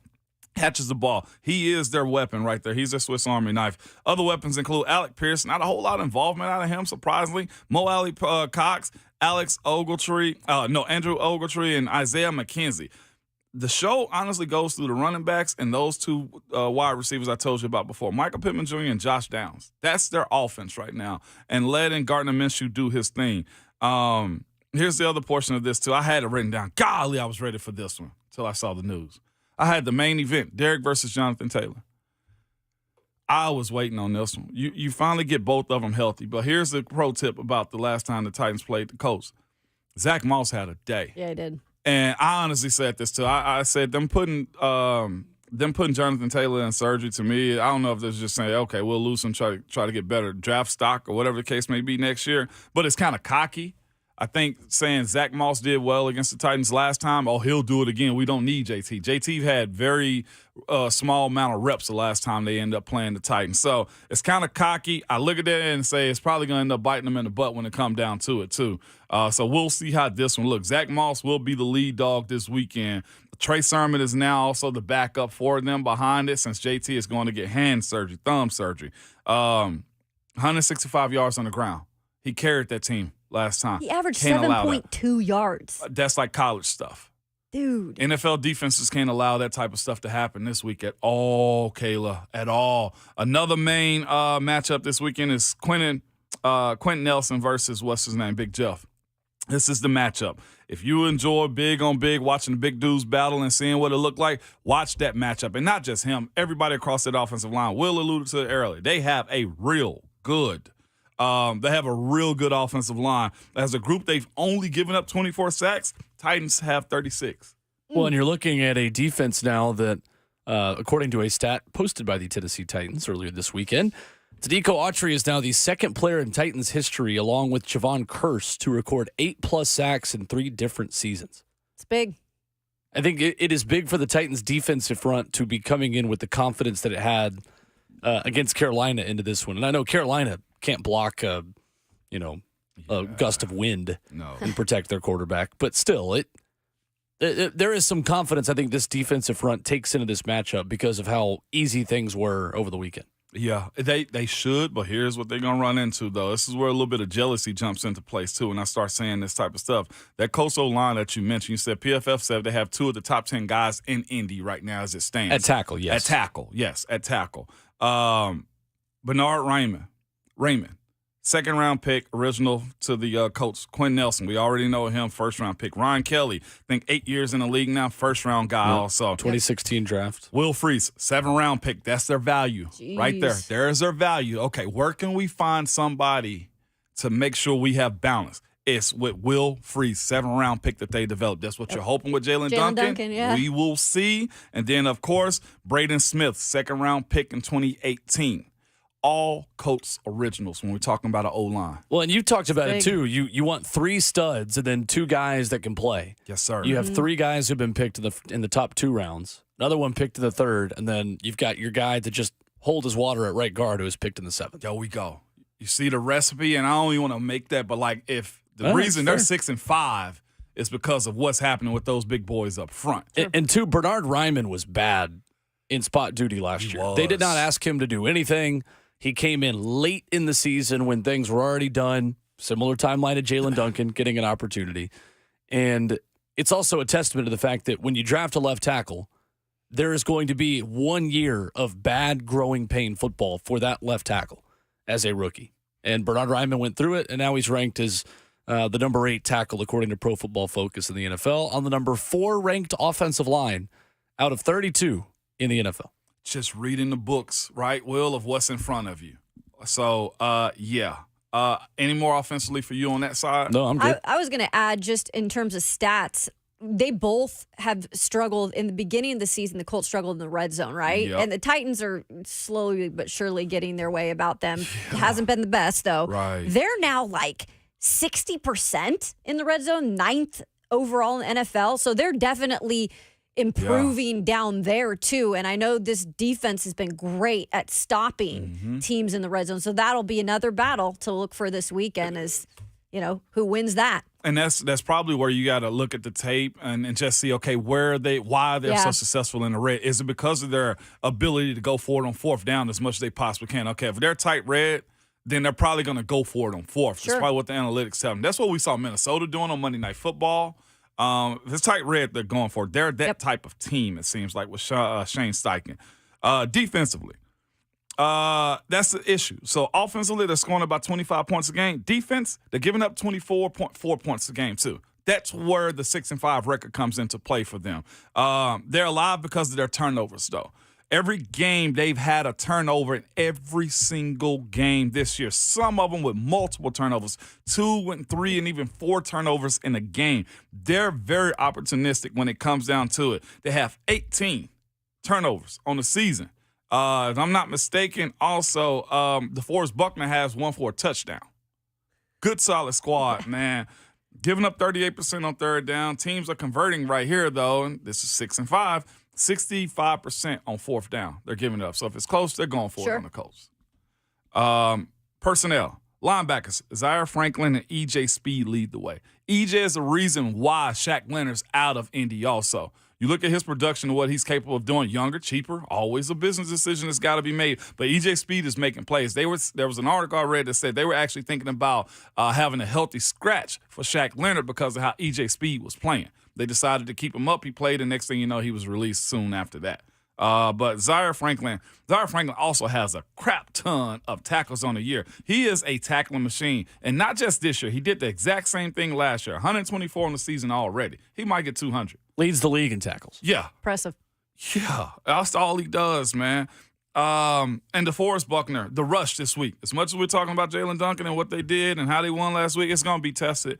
DeForest Buckner, Samson Ebukam, and Kwity Paye, all game records. You're going to have your hands full. Kwity Paye is a guy that's going to get it done quick. What's up? It's fine. Is it me What? saying Ebukam? Ebukam. Ebukam? That's not what it's Ebukam? It's in the pronunciation guide. It's Ebukam. I looked at it and it looked like Ebukam to me. The Either way, EH are capitalized. It's you're right. It's just the fact that EH. well, I said it earlier. I said, yeah, Ebukam. And then you said, yeah, said it Ebukam. Yeah, tomato, you're right. This is like Ramon and Raymond, pretty much. I'm screwing up his name like Ramon and Raymond. I have an order for Raymond? No. Yeah, it's Ramon. My bad. Okay, I got you. Samson. I'll just call him Samson. Mama call him There we Samson. go. I'm gonna call him Sam. Call him Sam. Just don't cut off his hair. Just don't, please don't Take cut away off his string. Take away his string. But all in all, secondary solid. They play tight. Titans wide receivers, I don't know what it's going to look like this weekend, but they got a solid back end of their defense. Again, here they are, 12 interceptions on the season, 14 forced fumbles, with 10 of them recovered. This defense get after it. You're going to have to play a nice game. Good thing for you have the crowd for you at home, man. Very, very solid. Kwity Paye is going to be that type of dude this weekend, too. And I also look at it and say DeForest Buckner. He's already seen Brunskill, so they know what they're getting themselves up against. It's going to be fascinating to see if they do what Carolina did last week and the team in Tampa did also. Will they put guys over Aaron Brewer? That's where I'm at. Are they going to try to cave the middle of that offensive line? And, of course, Jalen Duncan, drink up. Your cup's going to be filled this weekend. They're going to try to do it. We saw last week Carolina pressure off the left side. You'd be an idiot not to try the same thing again. It's going to be that type of game. There is one stat that I do like. 30th against the run in terms of rushing touchdowns. 26th against the run in terms of yardage. Giving up 1,400 rushing yards, just over that this season is Indianapolis. 26th against the run is positive. Yeah, Yes, it is. Especially at home. At this point in the division, they are not going to let Derrick Henry be the reason why they lose. And again, that's the way it was in the first game. Teams like this that see the Titans twice are more conditioned, in my opinion, maybe I'm wrong, to take away Derrick Henry. They are more insistent on making someone else beat them.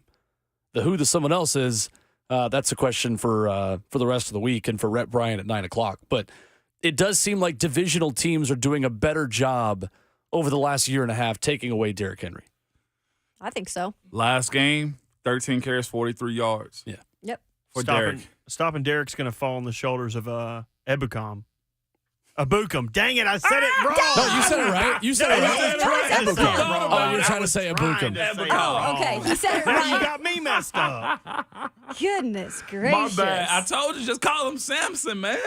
Ebukam. Daggum Ebukam. 615-737-1045. Headlines on the other side where one player has a meeting with Roger Goodell because he's messed up so much this season, and maybe a little bit on the local professional hockey team that's winning some games right now over down the road in Bridgestone Arena. Headlines next on RKW.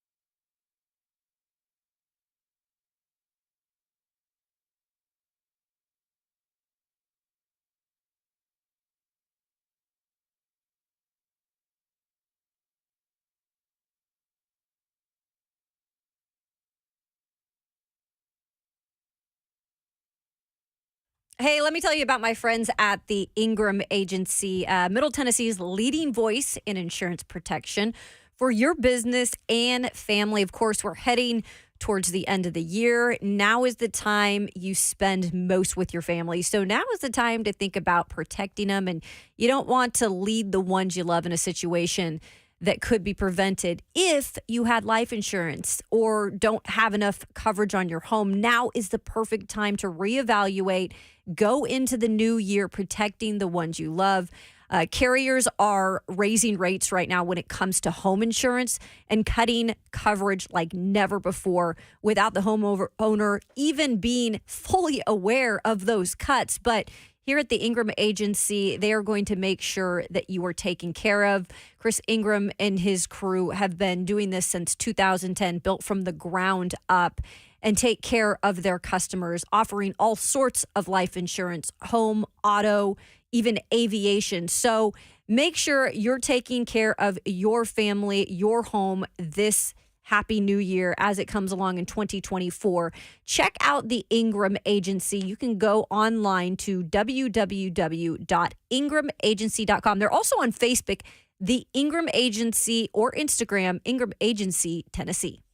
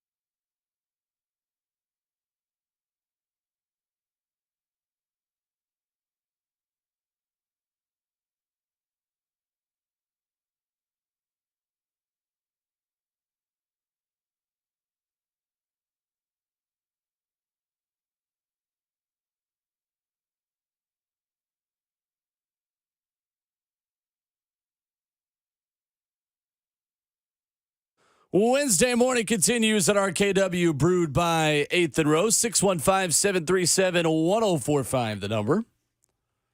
Get to the NFL headlines, news around the Music City as the Preds win 6 in a row. Damn.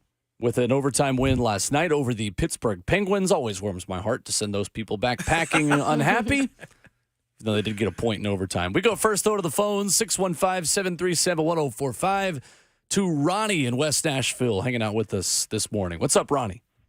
What's going on, my family? Hey, I just want to be the first one to clear the airways up, get the elephant in the room up out of here. And I just want to say, Sansom Abenakam, you're not that guy, pal. You're not that guy. Hey, you guys are the best. Shout out to Cannonball White. We love you forever. God bless and go Vols. That's great. Thank you, Ronnie. Love it, Ronnie. Ebanaka?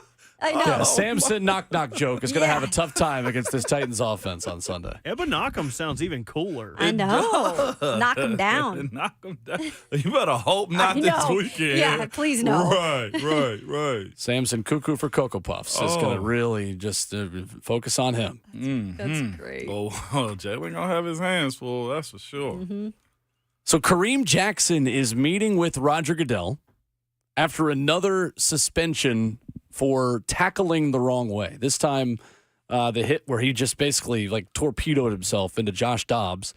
14th NFL campaign for Kareem Jackson. He's been around a while, and he has been suspended by the league for 6 games this season, ejected from 2 others, and fined $89,670, not to be specific, for 4 illegal hits. It's interesting that the NFL is making him such an example in all of this. I did not think the Dobbs hit was quite as egregious as some of the others, but still, you're launching yourself headfirst into opponents. Mm-hmm. It's interesting now that a meeting with the commissioner is next. I wonder if the suspension comes down. I mean, what is the next step in all of this? Probably reduce. Got to reduce. He's going up there to talk to her. Roger Goodell is going through the proper etiquette of saying, all right, we talked it through. You understand it. They're going to show him visuals, walk him around New York, and show him everything that's possible. I get it. He's saving face now because that is an egregious suspension. If I can be honest, him launching on Dobbs the way he did, yeah, he got to be better. But that ain't going to be a situation. I think 6 games is a lot. 800 that grand, is a lot. Almost 900 grand. Dog, Goodell, that's a worse look. And I think that's where it becomes problematic. It's like, I didn't even know we were suspending people for this. I know. Well, and he has said, Kareem Jackson, there's no clarity and a lot of gray area. When he got his first suspension, said, I've asked them a ton of questions and told them I'll be in the same situations. How am I supposed to play, or how am I supposed to go about these situations? Yeah. He was my "you're not that guy," by the way. 2 weeks ago when that happened, yeah. and I don't agree with that, but I think it's worth it at least talking to Goodell and seeing his side and maybe lessening, because 6 games is a lot when that's such a fine line, because it is the NFL, and you know nowadays they're a little bit softer on those things, but that's a hit where you got to be careful. And he did it once before, but I think you at least hear him out. To be fair, the hit to Dobbs was kind of violent. Mm-hmm. But that crap was celebrated 8 years ago. Yep. Think about even that. less than that. Oh. Mm-hmm. I'm saying. So Goodell's doing what he's got to do. Hey, Roger, clean this up. Meet with the guy.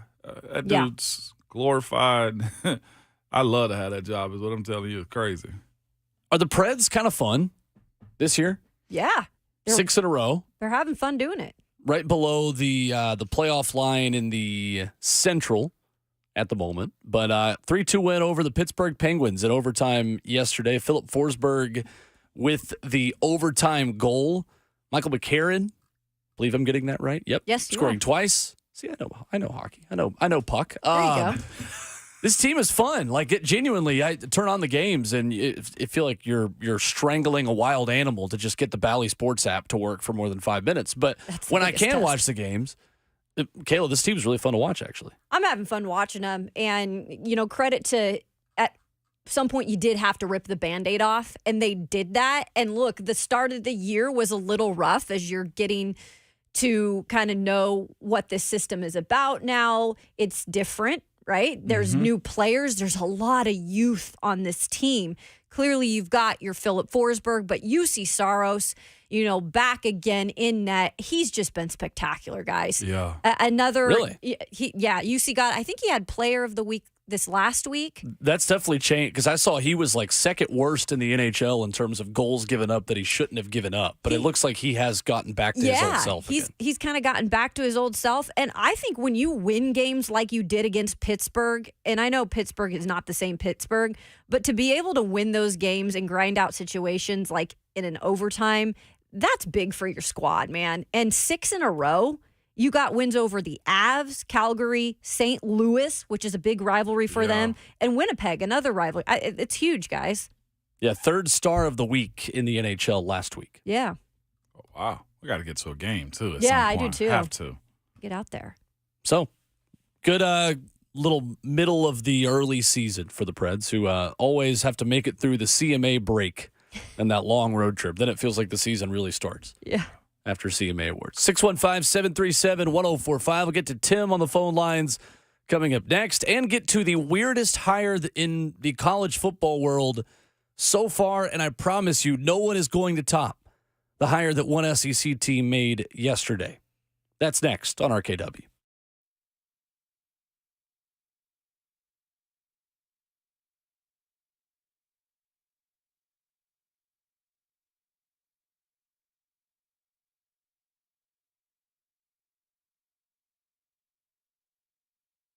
It's Ramon Foster for Genesis Diamonds. At Genesis Diamonds, they are rolling back prices and finance rates so you can get headliner gifts for this Christmas. Maybe it's that pair of diamond earrings or that all-new designer fashion bracelet or that dazzling 2-carat diamond ring. It's all more affordable because at Genesis, they've got special pricing across the board and zero interest financing for 5 years. So you can get that $3,000 diamond pendant and pay just $50 a month. Or that $6,000 eternity band for just $100 a month. Everything's included in this amazing holiday offer. All GIA certified natural diamonds and all lab-grown diamonds, too. Even all their luxury pre-owned Rolex watches. Imagine a $15,000 Rolex for just $250 a month. You can even finance the sales tax. It's more affordable than you think. Y'all go get that precious timepiece, okay? So don't let the talks of rising prices and high interest rates dampen your holiday spirit. At Genesis, they're lowering prices and taking interest rates down to zero. So get that amazing gift they deserve and make your money go farther than ever. Merry Christmas from Genesis Diamonds. They're located in Green Hills and Cool Springs and on approved credit.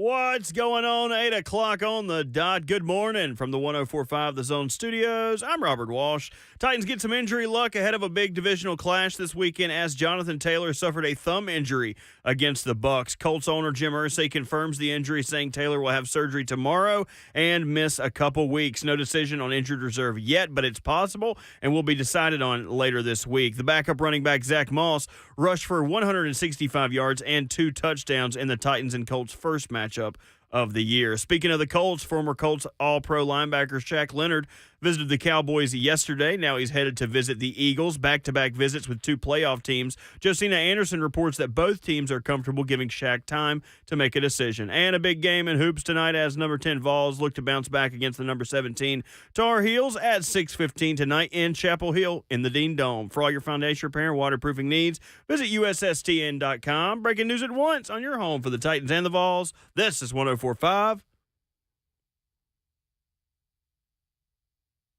The Zone.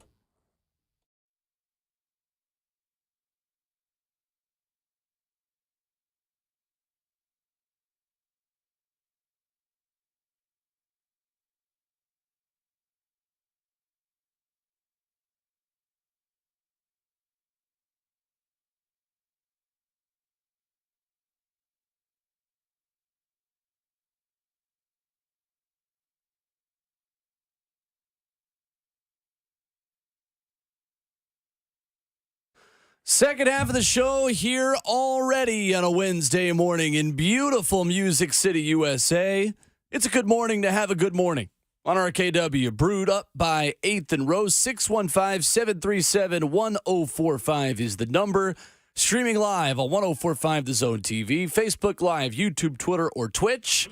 And if you're outside of Nashville, you want to take us on the go with you into your freezing cold automobile, or maybe you're in a warm state. You got a warm automobile this morning. You can download the 1045 The Zone app on the App Store and take us with you wherever you are in Nashville and beyond. That is where you can hear Ramon Foster, Kayla Anderson, Robert Walsh, our producer, and myself, Will Boulding. Grant Ramey joins us in 20 minutes, previewing Tennessee and UNC tonight. Big one in college basketball. Looking forward to talking with Grant, who typically just watches our show and then gives us submissions of offensive questions to ask guests like Mike Wilson and Brent Hubbs. This time we ask him questions, so it should be good. Yeah, it should be all right. I'm ready to hear what Grant R. from East Tennessee has to say today. Grant R. from Blount County. We bring him up a lot in our interviews with other VolQuest friends, so maybe he can now speak for some of those other guys. I'm thinking he's the problem. I'm just going to throw that out there. The fact that we got to bring him up when other, VolQuest fans, staff is on it. Anybody from East Tennessee, he got something He's the to say. problem. Yeah, he's a problem. Should I reach out to Brent to ask if he has any questions for Grant? That's a good idea, yeah. Great idea. Absolutely. We love that. We like that, okay? We love that. We like that. There is a higher in college football, guys, that is not going to be topped on the weirdness scale Okay. this year. We'll get to that coming up in a second. First, we go to the phones where Tim is in Bristol this morning. What's up, Tim? How are you? How are you guys doing this morning? Good. Well, good morning, and I hope everybody has a good day. Yes. My question is really with Coach Vrabel and these rumors coming out of New England and his relationship with Rand.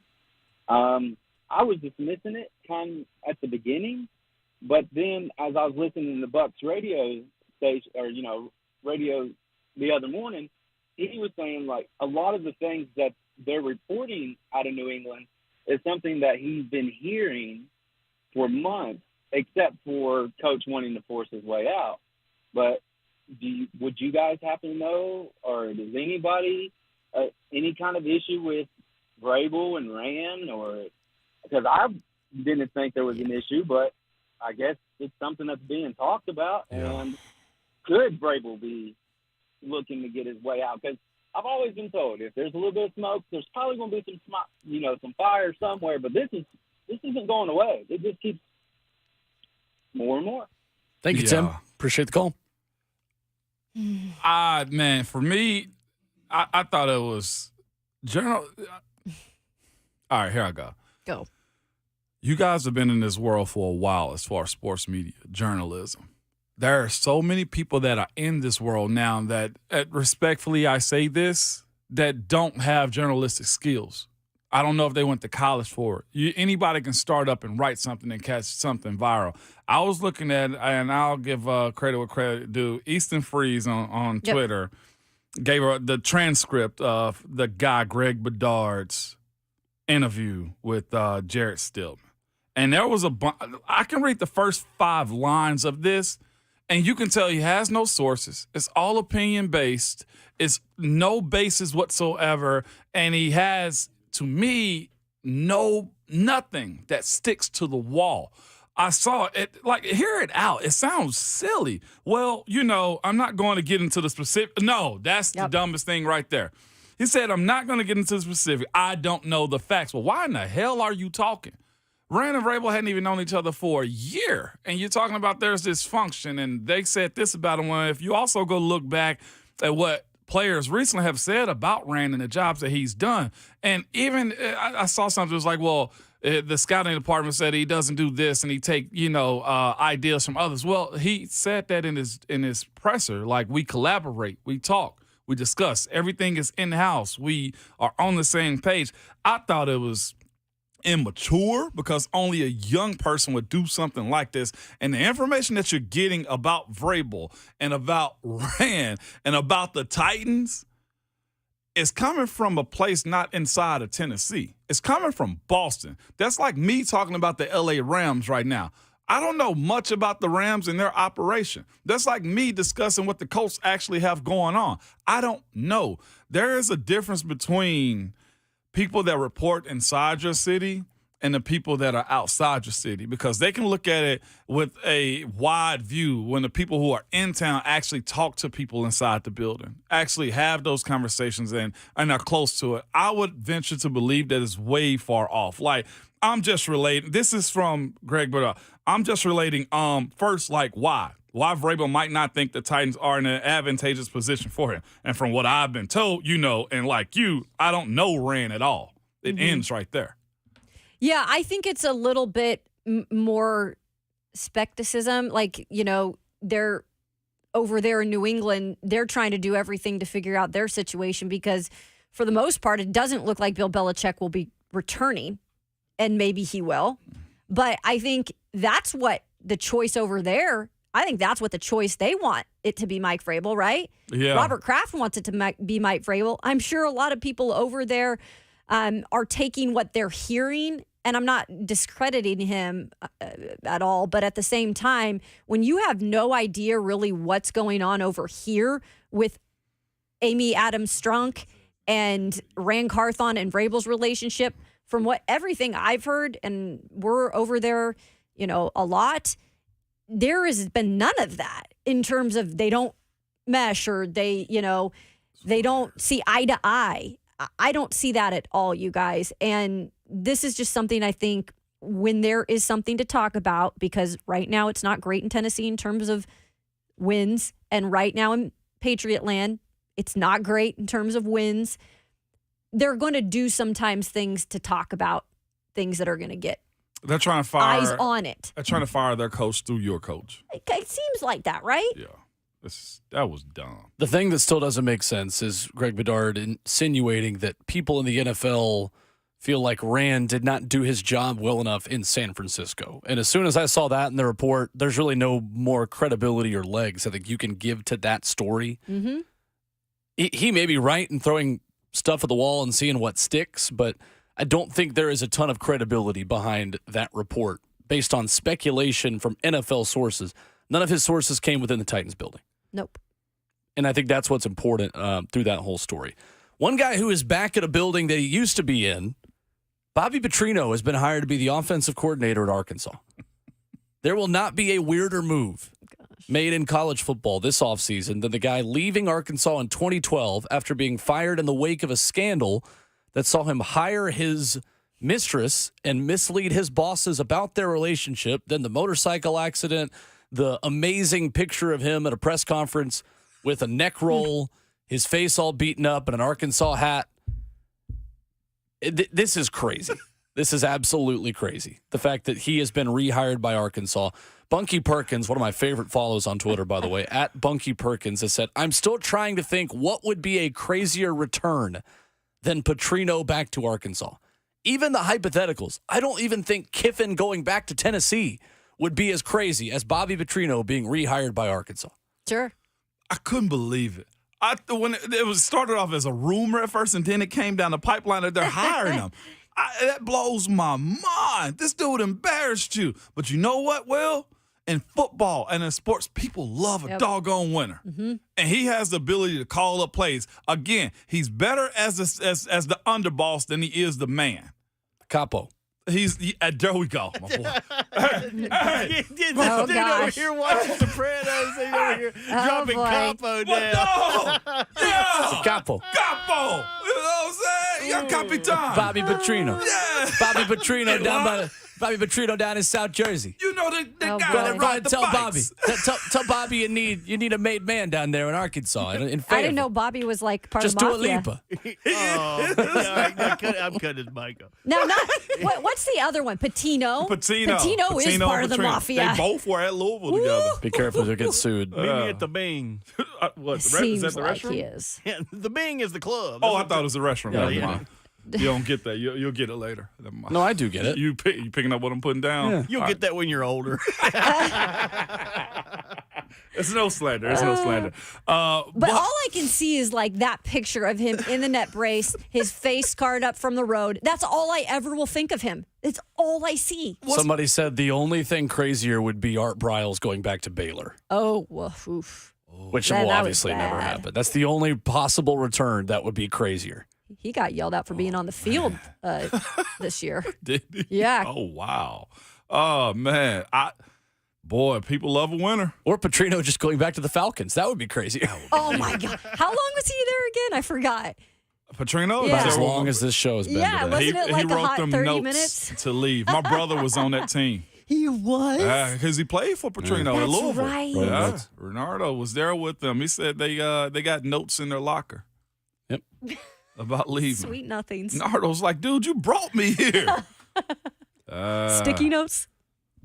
Yeah, Coming up. sticky notes. Grant Ramey joins us as Tennessee takes on North Carolina tonight in some big-time college hoops. Tennessee, a 1.5-point underdog. Has there ever been a 3-game gauntlet of big men that has been more difficult than Zach Edey, Hunter Dickinson, and Armando Bacot? Tennessee on the final part of that hat trick tonight. Grant Ramey joins us to talk about it coming up next.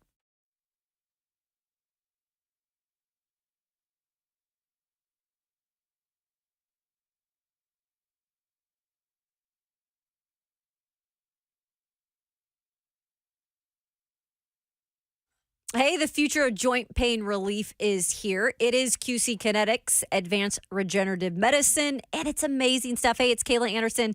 Maybe you've been told steroids or surgery are your only options. That's not the case, though. You can actually get a second opinion, learn more about how you can harness your body's own healing agents to attack that joint pain. When I went on vacation this past week, I actually was running, and now I'm feeling that joint pain in my hip. And this is good stuff because it's long-lasting relief. It doesn't mask the pain. These treatments go to the very root of the problem. They use concentrated healing properties placed directly in your joint. So maybe you're feeling that like I am in your hips or your knees or your shoulder, even your back. This is no drugs, no downtime, and no surgery. So make sure to call QC Kinetics today for a free consultation. They are, again, the nation's leader in regenerative medicine. You can call them now, 615-249-4024. That's 615-249-4024.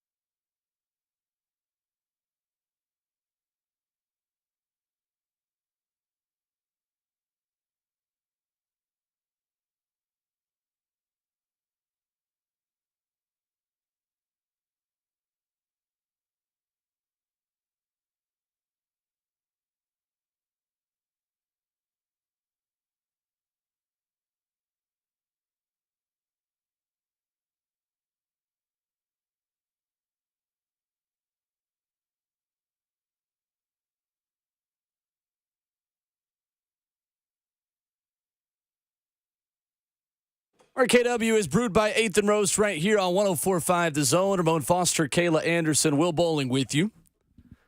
Talking Tennessee and UNC with Grant Ramey of VolQuest. First, we're going to go real quick to Matthew in Franklin, who's got, I think, something for Ramon on the phone lines real quick. What's up, Matthew? Hey, good morning, everyone. Love this show. I've got flowers for Ramon today. Okay. All right. I've got a friend that just loves everything about y'all. He needs to lose about 200 pounds. He got on that same program that Ramon got on. His name is Joe. And now when we talk about Joe, you know what we say? Joe's lean. Joe's lean. Oh, my gosh. There he Thank you, goes. Matthew. That's fantastic. Matthew. He got the dad joke this I morning. wasn't expecting that. That is a perfect good. way to segue into our good friend Grant Ramey of VolQuest, who joins us right now. Grant, you got anything better than that to start off our conversation this morning? You guys might want to check the phone lines. There might be a Billy Haley from Middle Tennessee just trying to call in and give me flowers. Happens a lot. Oh, Might be jeez. happening right now. Just might want to check on that. I love it. So, Grant, we do have a question from Brent H. in Knoxville who writes in. The shoe is on the other foot this morning, asking if you're having dinner with the boys at the Esquire Club pregame tonight, or if you're staying at the corner room at the Y during your trip to cover Tennessee and North Carolina. Corner room at the Y, yes. Esquire Club, no. I couldn't get in. Couldn't get everybody in my traveling party to meet the requirements, I guess you could say, of the Esquire Club. But we will be at the corner room at the Y. Our heads won't hit the pill before 11 p.m. Fantastic. There it is. Beautiful. Fantastic. Grant Ramey, our guest. Grant, has there ever been a 3-game gauntlet crazier in terms of defending big men of Zach Edey, Hunter Dickinson, and Armando Bacot? This is a crazy 3-game stretch for Tennessee. Have you ever seen anything like this? No, actually, in the history of Tennessee basketball, if I'm reading the game notes correctly, Tennessee has never played three straight ranked opponents during its non-conference schedule. So that's a first to begin with. And it's not only ranked teams, it's number 1 Purdue and number 1 Kansas last week. I think Kansas is number 6 now, and Purdue's the new number 1. And then you're going to North Carolina. And yes, there's 5 players on the preseason Associated Press preseason All-American, and it's a vote of like 60 different media members or whatever. And 3 of those guys are Zach Edey, Hunter Dickinson, and Armando Bacot. So you're going straight through. You're playing 3/5 of the All-American team in a row in November. 2 of them were on back-to-back days last week. And it just so happens, in my opinion, that Tennessee in the post is where the Vols have to do the most work in terms of they need some help down there. They need to make some progress down there with Jonas Adu, with Tobe Awaka. You know, Jonas has played well, but he needs to be that guy that keeps growing and could be that breakout star, or could be that guy that makes the most growth over the course of the season. It just so happens they're playing 3 of the best big men in the country while playing 3 of the best teams in the country. Grant, when you look at this matchup, too, there's a lot of connections. Well, not a lot of connections. One in particular, man, is Coach and Hubert Davis's relationship. Say he was the first player that he ever recruited, man. How significant and unique is to be coaching against the guy that you recruited now? Yeah, and it's crazy because Rick said he, in high school, played against Walter Davis. Walter Davis was a North Carolina star who's a 6-time All-Star in the NBA, legendary player, and Hubert Davis's uncle. And then Hubert was the first guy that Rick recruited at George Mason because Hubert Davis went to high school just a few miles down the road, literally from George Mason. And Rick said he would go there. He would go to George Mason and shoot. Hubert would, and Rick was recruiting him during that process. So it's a strange, it's like there's a 6 degrees of separation for Rick Barnes at this point, where he knows everybody and everybody knows him through somebody. But it's kind of a weird juxtaposition against this view that North Carolina has of Rick Barnes, who was this fiery upstart first-year Clemson coach in 1994-1995 season, who went after the establishment and Dean Smith in North Carolina and was trying to get some respect for his Clemson basketball program. And they were physical, and they're hard fouling. The ACC is a finesse league, and Dean Smith didn't like that. And Rick got kicked out of a Clemson home game against North Carolina because he was going after officials, and he was going after North Carolina. And then in the ACC tournament in 1995, there's that very famous video of those two being separated at the scores table, going nose to nose. So it's funny how time has changed, where Rick has gone from that fiery upstart guy the young guy to now he's the guy that recruited this North Carolina head coach 1985, however many years ago that is, way back in the day. That's 38 years. Don't ask me how I know because I was born in 86. Either way. Either way, Grant. Check me out on this, man. I was listening to the halftime of this dude that was talking to SEC Network by the name of Ron Slay. You might know him, I think. He had some insight on this game, the preview of this North Carolina-Tennessee matchup, and said he wants the guys to play physical. They got to go bang. Question I have for you, is that the tempo that they're going to have to approach this with? And considering what happened in the Purdue game and others, are the referees in a big matchup like this, you expect them to stay out of the way, and Coach Barnes and, Coach Davis to kind of say, hey, let the guys play the game? I mean, in a perfect world, yes. The problem is this is college basketball, and college basketball officiating hardly fits into the perfect world scenario. Nobody tuned in to watch 78 free throws like Tennessee and Purdue shot last week in the Maui Invitational. And it's my opinion, and I talked about this with some people on campus on Tuesday, like if they're going to be that physical, if both teams want to play physical like Purdue and Tennessee wanted to play, then just let them go at it. Like, let them play. You don't have to call a whistle, or you don't have to call a foul on every single trip down the floor. So I hope they get out of the way, and I hope they let these two teams play. If Tennessee does want to play physical and be as aggressive as they do, I think they got to do it without fouling. I think Jonas Adu and Tobey Walker got to avoid foul trouble. We'll see how much Tobey can play tonight. He didn't practice on Tuesday because of that ankle that bothered him last week in Hawaii, so we'll see what he can give them. But those guys got to stay out of foul trouble. If they're going to play that physical and aggressive brand of basketball, they got to do it with some discipline and stay out of foul trouble. Grant Ramey joining us now of VolQuest here on Ramon, Kayla, and Will. Grant, when it comes to Zakai Ziegler, if I can get my words out there, Rick Barnes kind of talked about him maybe pressing a little much. How do you see him coming along and maybe getting back to his game? I think he is pressing. I think he's frustrated because he worked so hard to get back as soon as he did, and he got back, and shots aren't falling, and he's committing turnovers. I think he's got 15 turnovers, more than anybody on the team. He had 6, I think it was against Syracuse maybe, last week in Hawaii, and he's shooting like 20%, 19%. Like, that's not the Zakai we know. That's not the Zakai we've seen. And I don't think Rick is worried about him as much as he thinks it's just going to come in time, and he just thinks he's a little bit frustrated, a little bit pressing because he's not getting the results as quickly as he wants the results. And Zakai's an ultimate competitor, and he's the guy that you never worry about Zakai. Zakai's going to figure it out. He's going to reel it in. They're just going to have to help him try to avoid pressing and trying to do too much, I guess, is maybe the right way to say it. And maybe he starts at North Carolina tonight. Maybe that's a little bit of a change of scenery that could help him. I don't know what they'll do there. I think he was running with the first team in practice a little bit when we saw it this week, so that's a possibility. But I think it's just a little bit of frustration, a little bit of trying to do too much and pressing. And Zakai will figure it out. If you go back 2 years ago, November 2021, Tennessee was in Connecticut for that Hall of Fame tip-off tournament. They played North Carolina. They beat North Carolina by 17. They scored 89 points, and they did so because this kid came off the bench named Zakai Ziegler. He was a freshman playing in his 4th game. Nobody really knew who he was, and he scored 18 points, and he kind of had a breakout game, and he's kind of been a star ever since then. So I think sooner rather than later he'll get back to being that. It's just going to take a little bit of time. We just saw them in the Maui Invitational. Now, obviously, we talk about the ACC-SEC Challenge.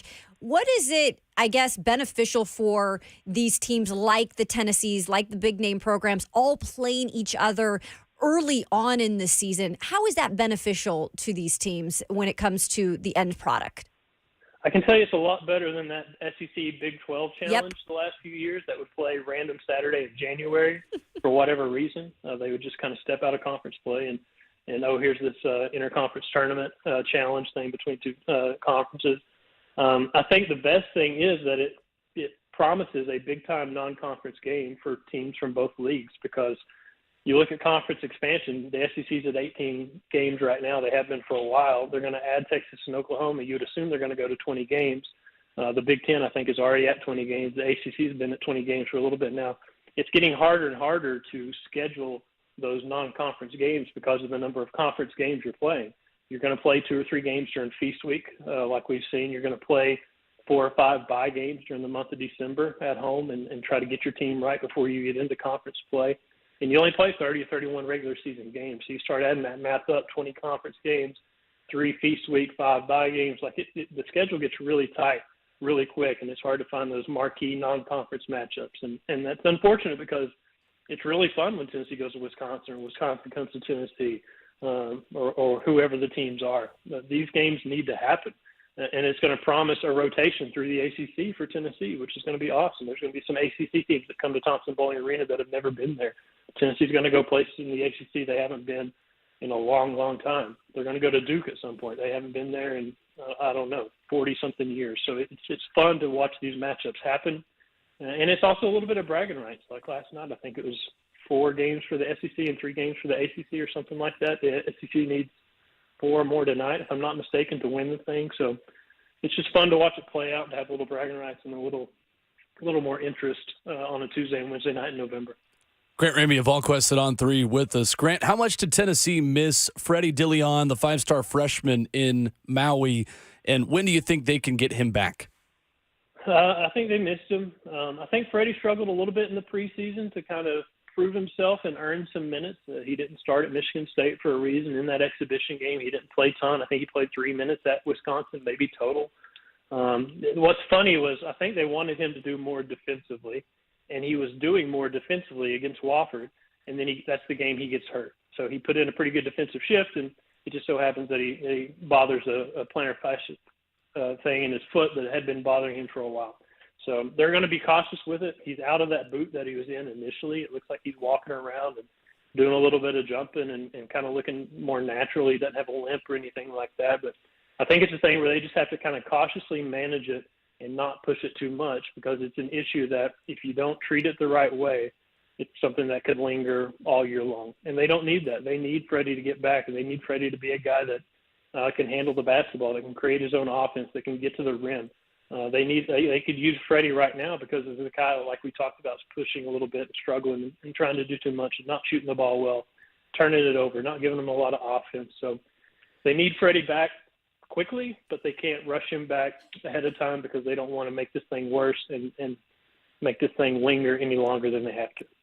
Grant, it's interesting with Tennessee's super seniors and Josiah Jordan-James and Santiago Vescovi, how different the roles are for them this year compared to a lot of other basketball they've played in Tennessee uniforms leading up to this season. Do you see those guys still settling into a little bit of new roles, and maybe Josiah getting there a bit more quickly with his second half, specifically at Wisconsin, but with Santi specifically, how long do you see this taking for him kind of settling into a little bit of a different role within this offense specifically? Well, I think if 3 games in 3 days in Hawaii was good for anybody, it was good for Santi to have to play the number of minutes he did and have to search for his offense the way he did. And we saw it pay off against Kansas on the 3rd day of the tournament when he started shooting it and looking like the Santi that we've watched over the last 4 years at Tennessee. And I don't really think his role has to change that much. He's not the focal point on offense, but he has to be a guy that scores it at a similar clip that he has his entire career at Tennessee. I think the role changes for Josiah a little bit because the way I've tried to kind of explain it to people is bringing in Dalton Connect allows Josiah to not have to try to be basically Dalton Connect and be that guy that scores it a ton and searches for his offense.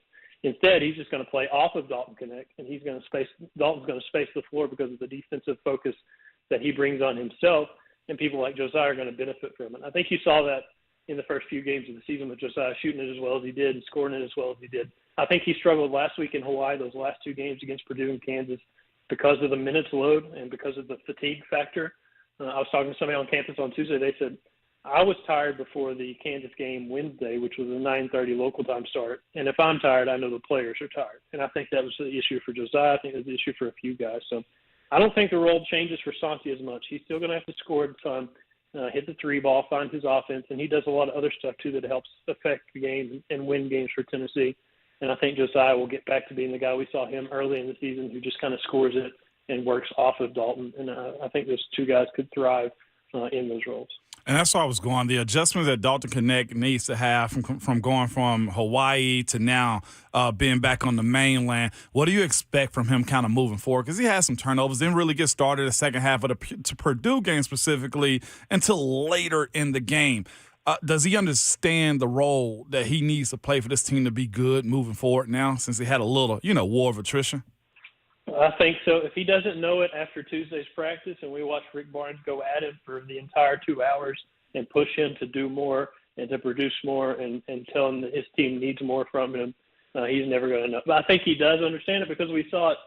And I think there's going to be an adjustment process for him, and there's going to be some growing pains. And we just kind of forgot about it because he went to Michigan State and balled out. He went to Wisconsin and balled out, and it looked like he was just going to seamlessly transition and be the man. I think there's going to be adjustments because defenses are going to adjust for him, and they learn as they learn who he is. They're going to learn how to try to stop him and take him away on the court. So I think Dalton will be fun. I think it's the guy that, again, 3 games in 3 days, that's tough against that kind of competition in Hawaii. I'm interested to see what he looks like tonight because the other times we've seen him on normal rest in normal situations, he stepped up to the plate regardless of who the opponent was, Michigan State, Wisconsin, whoever. So I'm interested to see him go back on the road in a hostile environment, see if it looks like it did against Wisconsin, looks like it did against Michigan State, or if he struggles a little bit like he did in the second half against Kansas or Purdue.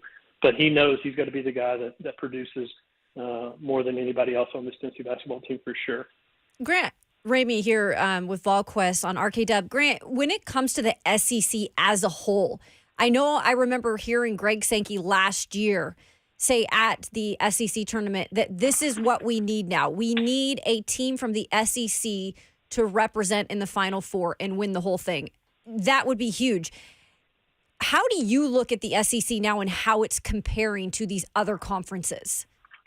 It's tough. It's as deep as any other conference. I think there might not be as much frontline talent as there has been in the past because Arkansas is not as great as Arkansas usually is. Alabama looks to be down a little bit compared to what they've been under Nate Oates the last couple of years. Kentucky, you're talking about SEC Challenge, what they did to Miami last night in Lexington, the way they shot the ball, what they can do when that offense is going and they're hitting 3 balls. I mean, suddenly it's a Kentucky team that's going to shoot 35 threes a night. And it's a kind of completely different brand of basketball than we've seen from Cal. But it's a really good league. It's got really good coaches. It's one of the tougher leagues in the country, in my opinion. And he is right that they do need somebody to step up and to take that next step and to get to the Final Four. Eric Musselman's took Arkansas to a couple of Elite Eights, and Calipari's been there, but it's been a while since he's been there. And Nate Oates has been really good at Alabama, but he hadn't got to that Final Four. I think he maybe got to an Elite Eight or a Sweet 16 during the COVID tournament. So it's a really tough league. It's a really good league. It's a ton better league than what Rick Barnes stepped into in 2015. It's changed a ton since then for the better. And I think he's right that they do need to take that next step. And maybe when you get this kind of the depth that this league has now and the toughness that this league has now, maybe that pays dividends in March and you can start getting some representatives to that second and third weekend. He is Grant Ramey, VolQuest and On3, covering Tennessee basketball, football, everything for our friends at VolQuest.com. Grant, thank you as always, sir. All right. See y'all. Appreciate it. Thanks, yes, Grant. Thank you. There he is, Grant Ramey with us on his way to UNC and UT tonight. And we keep the VolQuest love going. We go. Here this week. We'll have a Brent Hubbs on Friday for his rebuttal. We'll see what questions Grant has for Brent. Just keep it going back and forth. I gotta see what the corner room of the Y is. I was wondering that too. The YMCA. I know. I thought it was one letter off, like corner room of the W. I didn't know I didn't know what Esquire Club was. So. Is that like very? I think it's just a highfalutin place to stay. Yeah. Oh, you got me. I don't know. Yeah. Y'all never been to the Esquire Club? No. Get out of here. I don't No. know. I was about to with you highfalutin people. Coming up, there is bad news for an AFC South rival of the Tennessee Titans to tell you about. Some breaking news on that coming up next.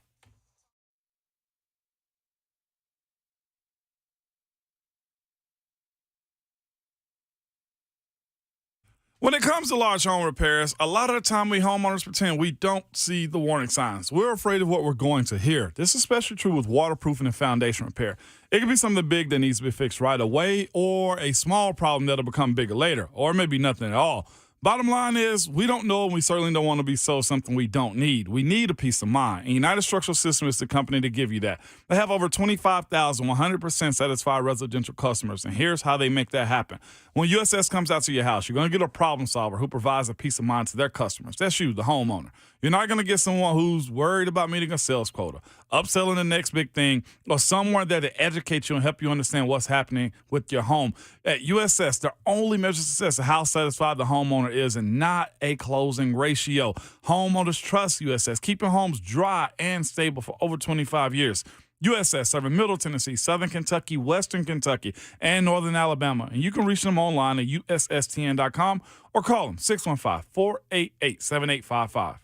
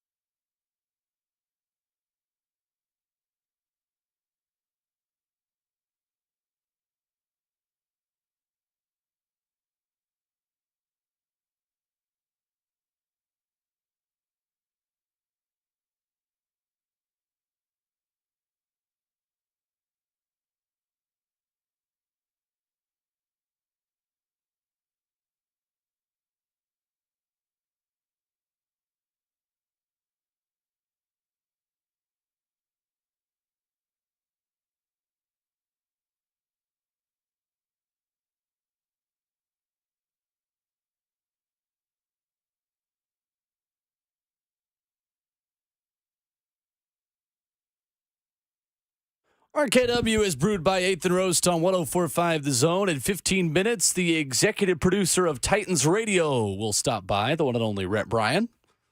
Streaming live on 104.5 The Zone TV. Take us with you wherever you go by downloading the 104.5 The Zone app or subscribe to the RKW podcast wherever you download podcasts, immediately posted following the show each and every morning.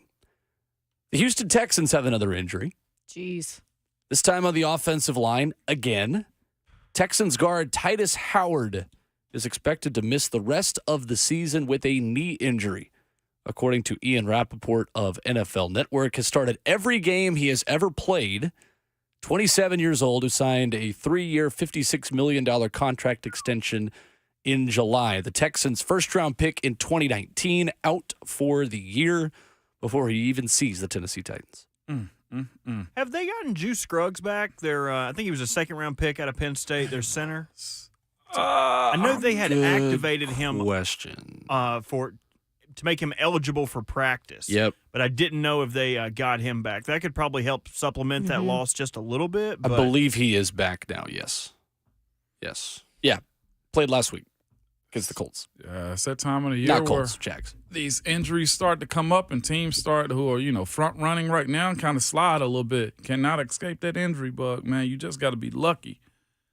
Have to be lucky. And they've kind of like been banged up throughout the year. That's what's been crazy about Houston is because they're doing it with such a new squad with a new head coach. Mm-hmm. But this is always the line, and we see it right here in Tennessee when the injury bugs have hit this line.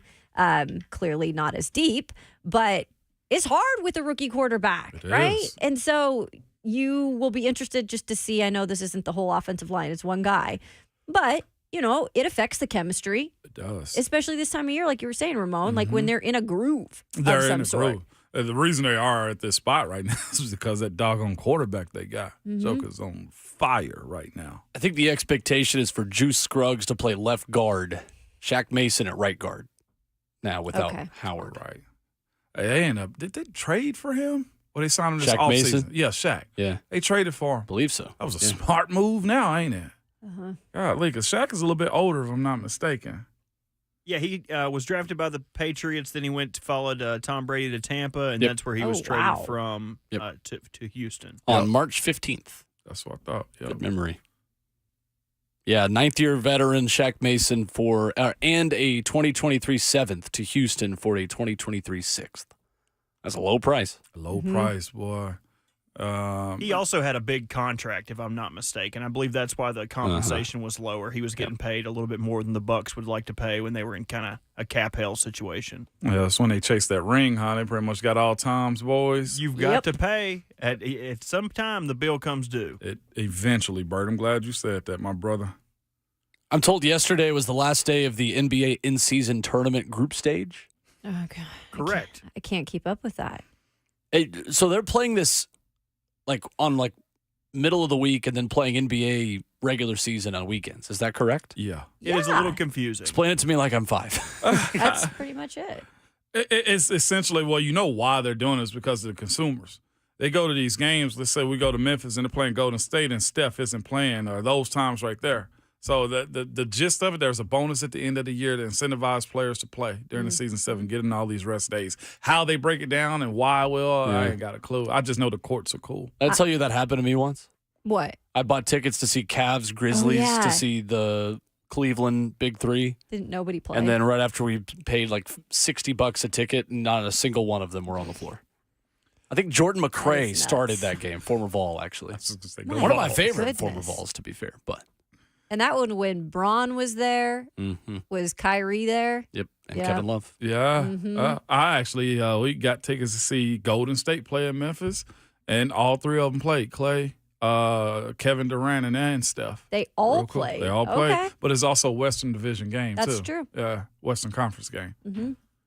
Sure was. It's very soccer of them to do the in-season tournament. I don't hate the idea. I just need it to be less confusing. The thing I do love is that for the knockout round, and if we're going to have a soccer-style tournament, I'm going to call it a knockout round.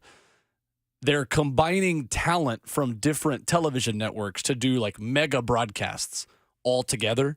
So you're going to get the TNT NBA guys with Stephen A. Smith and Michael Wilbon. And That's that crazy. I will tune in for. That is why I ask, because I want to be educated in order to watch Stephen A. with Charles Barkley on the same set. I can't wait to see That, Oh, to my me, goodness. is worth watching the NBA, which is something I do not do in the fall/winter. I don't watch the NBA until the playoffs. But Can you text me whenever that broadcast Yeah. come on, please? Because I really want to see it, and I don't want to miss it. sure. That's my one request. Okay, that's my Christmas present. Will's You going to text me text whenever me. it comes on. Okay. Is that There a it fair is. That's all deal? I have to get you. Yeah, that's all you got to get me. great. I'm good, baby. You're going to drop anything you're doing at that So point. inside the NBA, we'll have Ernie Johnson, Kenny Smith, Charles Barkley, Shaq, Stephen A. Smith, and Michael Wilbon on Inside the NBA. It's going to be good. Shaq's gotten so much better at it, too. I feel like we've gotten a lot more network crossovers recently. Yeah. Like, especially when you think about the Manning cast and how many different broadcasters on other television channels are coming on ESPN to do Manning cast interviews and things like that. Maybe we're getting to a point where media is more friendly across party lines. I'll say this. Back in the day, your contracts were very strict. You could not work for Yeah. other people. Nowadays, there's a lot of these guys and gals who work for about 2 or 3 different networks. So, Kirk Herbstreit. yep. 615-737-1045. Coming up on the other side, the one and only Rhett Bryan stops by. What impressed him the most in the win over Carolina? We'll talk to Rhett and begin hour 4 after this.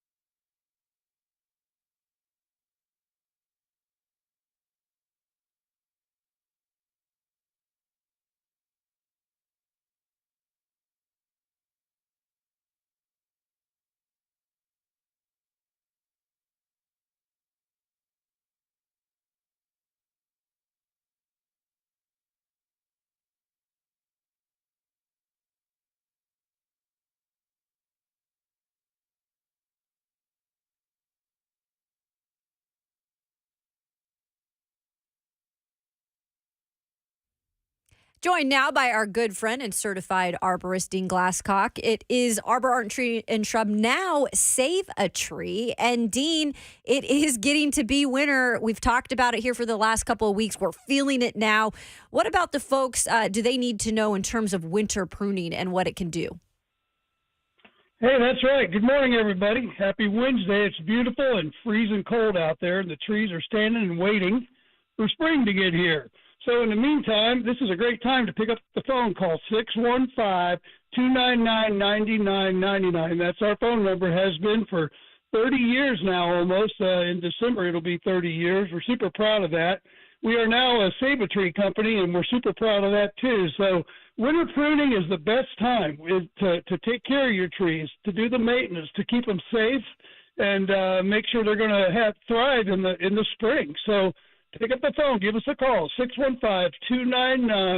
615-299-9999 for all your tree and shrub care needs. We are here for you. We want to serve you. So if you have value in your trees and shrubs, we want to talk to you. Have a great day. Thank you. All right, Dean, thank you. 29 years of experience. Give them a call today. It's 299-9999, or you can log on to saveatree.com.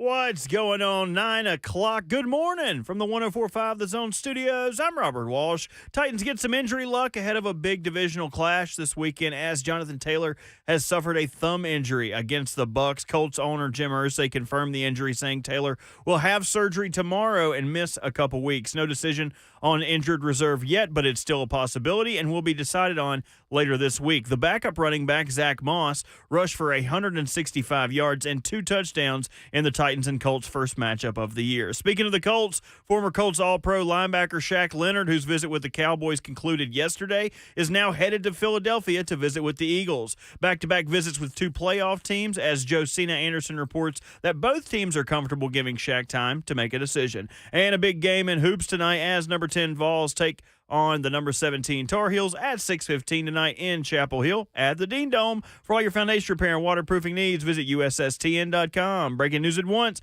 on your home for the Titans and the Vols. This is 104.5 The Zone.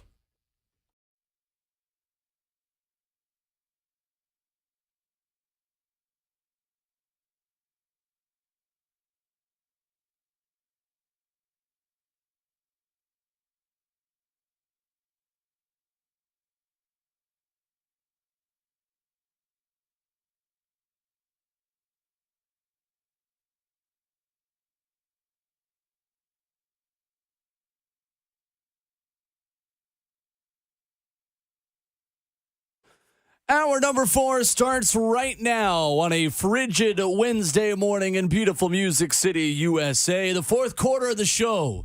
On the show that gets better in the fourth quarter. We're playing our best ball in the second half with Ramon Foster and Kayla Anderson. Robert Walsh behind the controls. Rhett Bryan in studio. My name is Will Bowling. 615-737-1045. The number, streaming live on 1045 The Zone TV. What's going on, Rhett? Good morning. Good morning to you all. It is another game week. Titans and Colts part 2. Yeah. Revenge on the mind of the Tennessee Titans this weekend. Did you have to reacquaint yourself with Nissan Stadium and the broadcast booth? Because it's been a while since you guys have been there. I actually had to have directions to go to booth 7. I was Perfect. like, where is that? It's between it's 6 right and here. 8. Yeah. Yeah, there it is. That looks familiar. Oh, yeah. No, golly, I was so happy to be. I think we all were. It's just been a slog with all these road games. And to know that you've got another one and then a little trip to Miami and you got 2 more back-to-back, that's pretty good stuff. And, this is the dividend that the season is paying off in terms of, having all these backloaded home games in this. Now you need to continue the success that you've had at home. That's where all the wins have come from. It's not going to be easy, boys and girls. It's not. It is, I'm looking at some of the numbers and the things that the Colts are doing, and you can understand why that they have a 3-game win streak that they've stacked coming in here. Yeah, solid team. Right, back to the being back at home thing. I walked into the broadcast booth and I was like, "Is the room bigger?" You literally asked me that.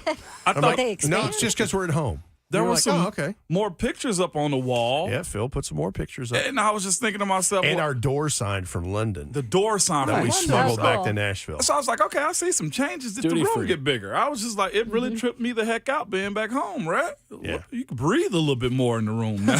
Well, and I say this all the time. We're creatures of habit. Yeah. We're used to certain. I always enjoy a home game, especially a noon kick at home. I like that because, we're done by 4:00 and we can, you can still have the rest of your Sunday to spend with your family or do whatever it is you want to do. And if you got a win in your pocket, it's even better. Yeah. So even better, Rhett B. What did you like the most about the win Sunday? There's a couple of 3 things. The biggest one is the way the defense performed. You got big performances out of Arden Key, out of Danico Autry, who continues to do it at a high level at 33 years old, and just the way they were able to affect the ball, take it away, give it to the offense, and convert points. I mean, that's huge. That's one thing. I think another, if you're thinking about this, is the operational skill set that is growing in Will Levis. That when they get the ball back in the first half with, what was it, a minute to go or whatever it was, and he had to orchestrate a drive to get you down so that they can kick a field goal and tack on points. I think that's good. The special teams part of this continues to be excellent. Nick Folk kicks the 53-yard field goal. Ryan Stonehouse has a 71-yard punt. Colton Dowell is making stops in kick coverage. And, he keeps doing that stuff. He's going to find himself on the offense getting snaps and opportunities. That's the way you build that stuff. So there's several things you can take from it. Now, the other part, you let them hang around in the second half. You didn't have much going on in the second half. The pre-snap penalties continue to be a problem. Third down continues to be a problem. They've got to be able to put 4 quarters together with all 3 phases. And that's what it's going to take against Indy. Yeah, for sure. Your point about Colton, when his name got called and he made a play, I was thinking to myself, dog, every single rookie's contributing to Rhett. But as far as him making his hay as a teamer first, I don't think a lot of people understand. When they show that you'll go all out, when players show they'll go all out on special teams, it opens up their doors because the coaches say to themselves, we got to find a way to put them on the field.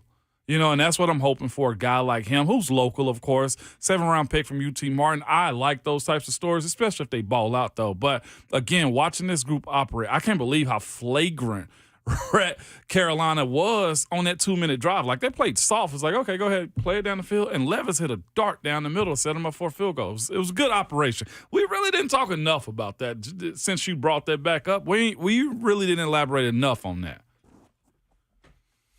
There's some things to pull from this that's good. That's beside a win. And, I've had some folks ask me, it's like, but Rhett, you're supposed to beat the Carolina. Yes, you are. And guess what? They did. Now, it may not look great for you. And then, 17-10, you kept them hanging around, but you got the win. Now you need to get a good week of practice in and stack one. Right. And look, Sean Murphy Bunting coming back in the secondary, I think that's a good thing because now you can bump Roger McCrary back inside where I think he's best used. So I think you can start to see – that's the thing I think that they need in just some consistency. That kind of thing, now the secondary looks much like what you thought it was going to when the season started, minus the Kevin Byard trade, of course. And then now we have 2 young fellas on the left side of that line. Yep. I'm interested to see the synergy start to build between the left tackle and Jalen Duncan and the left guard and Peter Skoronski. Because Duncan, okay, he may not have the best PFF grade or whatever. He did the job. They only allowed 1 quarterback sack, and Will Levis was allowed time to make some things happen. There's something to build off of. I don't care who you are. Yeah, honestly, that's the best case scenario for a guy who was a 6th-round pick. And I know you don't want to see injuries happen, but for him to get an opportunity at this point to come in there and say, hey, here you are. You can prove yourself now. Because we've talked about other guys that have been 7th-round picks, 6th-round picks, and they've come in and they've made a home on the offensive line. And it just took a little bit to get them going. But you see something in Jalen. And I feel like I'm starting to get I'm not overly excited, but that they could have at least somebody here. Well, part of it, I think, Kayla, is Jalen Duncan he's kind of a quiet guy, kind of keeps to himself, very low key. And, but when you ask him about, like I remember talking to him in the locker room a couple of weeks ago, he was giddy knowing that he was going to get an opportunity. And, he got 4 snaps at left tackle in Pittsburgh that Thursday night game, those kinds of things. And so you kind of see him light up a little bit. Oh, there's what we're looking for right there. But that's something, a guy gets all those snaps. And that's the other thing. Look at the game book, those official stat book. It made me happy to see left to right, 5 offensive linemen, 100% snap participation. That's, sure. in an 8 different lineup, that is, hey, that's a win in and of itself, right? But to your point about guys giving what they give, it doesn't matter where. You hear Coach Mack say this all the time. It doesn't matter where you came from. It's what do you do when you're in the building. Yep. Danico Autry is a prime example. Was not drafted. He's had a fantastic career. I'm so glad he's a Titan because he makes it, life difficult for others that face him in opposition. But I go back to this news release that we got that Eddie George is on the list of 25 semifinalists for the class of 2024 Pro Football Hall of Fame. Out of that 25, there's 2 guys on this list that are undrafted. Wow. That's a cool Your thing. guy, James Harrison. Yep. And London Fletcher. Yeah. Wasn't That's drafted. awesome. It's about time on London Fletcher, too. He had a very good career. Come on, man. Very good. But, I mean, that speaks to what you're talking about. If you put it in, you give it all, and just play at an excellent level, you can make your way to Canton. It's a longer shot than a guy that maybe was, but I'm telling you, there's something about that. If you've got it and you play, you can make your way. Yeah. With Jalen Duncan specifically, Rhett, what do you think they want to see in him? What improvements are they hoping to coach with him for a guy that easily could have been a day 2 pick and slid to them on day 3? I think the first thing is the pre-snap penalties. Don't have your name called. Right. Ramon will tell you that's always a good thing when no one calls 7-3. I'm right? telling you, Rhett, best day you can have is a no-name day. Yeah. Uneventful is what we're talking about. I think that's the first thing there. And I think the other part of it goes back to what I was saying about seeing the synergy grow between his fellow rookie and Peter Skoronski and his fellow rookie and Will Levis, who's calling the shots back there, and knowing what his quarterback wants. And then also listen to Jason Hoteling, the offensive line coach, and what they see technique-wise on film, as he will continue to be tested by pass rushers and the like. I mean, DeForest Buckner is this weekend, and, Zaire Franklin, and they have no Grover Stewart. And again, there's the part where we hadn't gotten to yet, where the Titans can possibly make some hay. When he's been out in this 5 of 6 game suspension that he's serving for PEDs, they're allowing almost 150 yards a game on the ground. That I get excited thinking about that. There's an opportunity there. But Jalen, I thought he had a pretty nice showing for a first time out. And I don't know diddly squat about it as much as Ramon does because he lived it and played it and survived it. But I think there's a lot to build off of. A lot to build off of a Jalen Duncan. And when we come back, Rhett, we'll dive into another Titans rookie who has a positive trend of doing something in 2 games in a row. Maybe also on that offense. We'll talk about that with Rhett Bryan coming up next.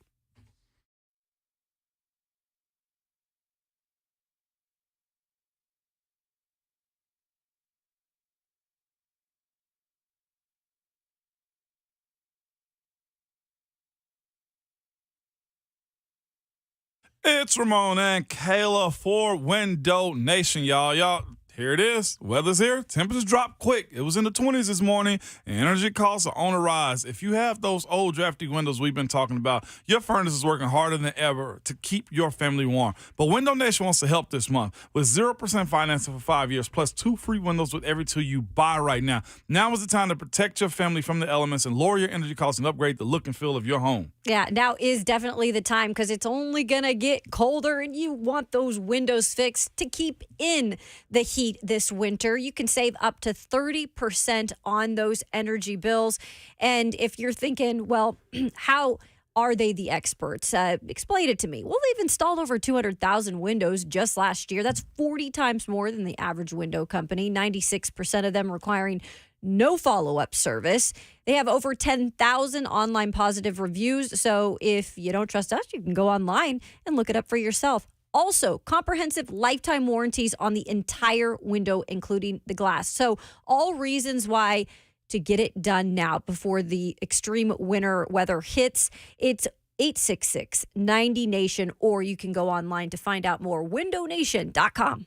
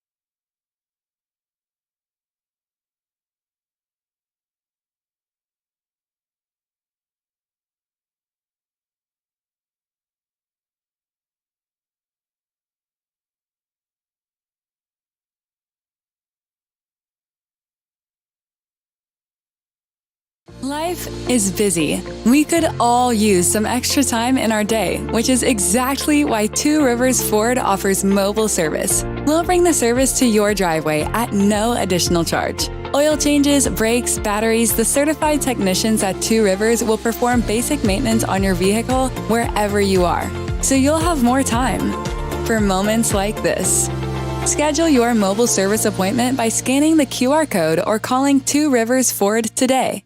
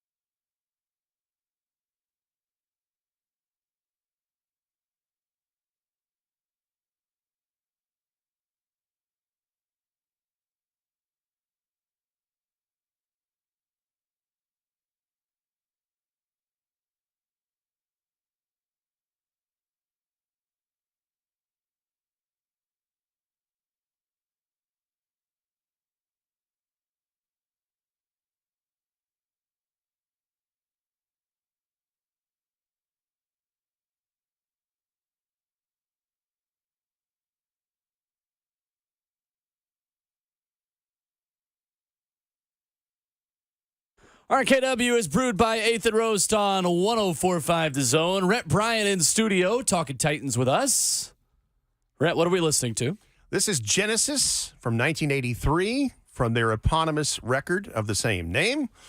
And it's called Home by the Sea. It's about a guy who breaks into a house by the sea only to find it is haunted. Yes. Phil Collins, back when he was the lead vocalist of Genesis, and that I don't know what it is, but I do like a lot of progressive rock. That is considered progressive rock. Okay. So, you'd put Rush in there, and there's several artists that would, Yes is as a progressive rock band.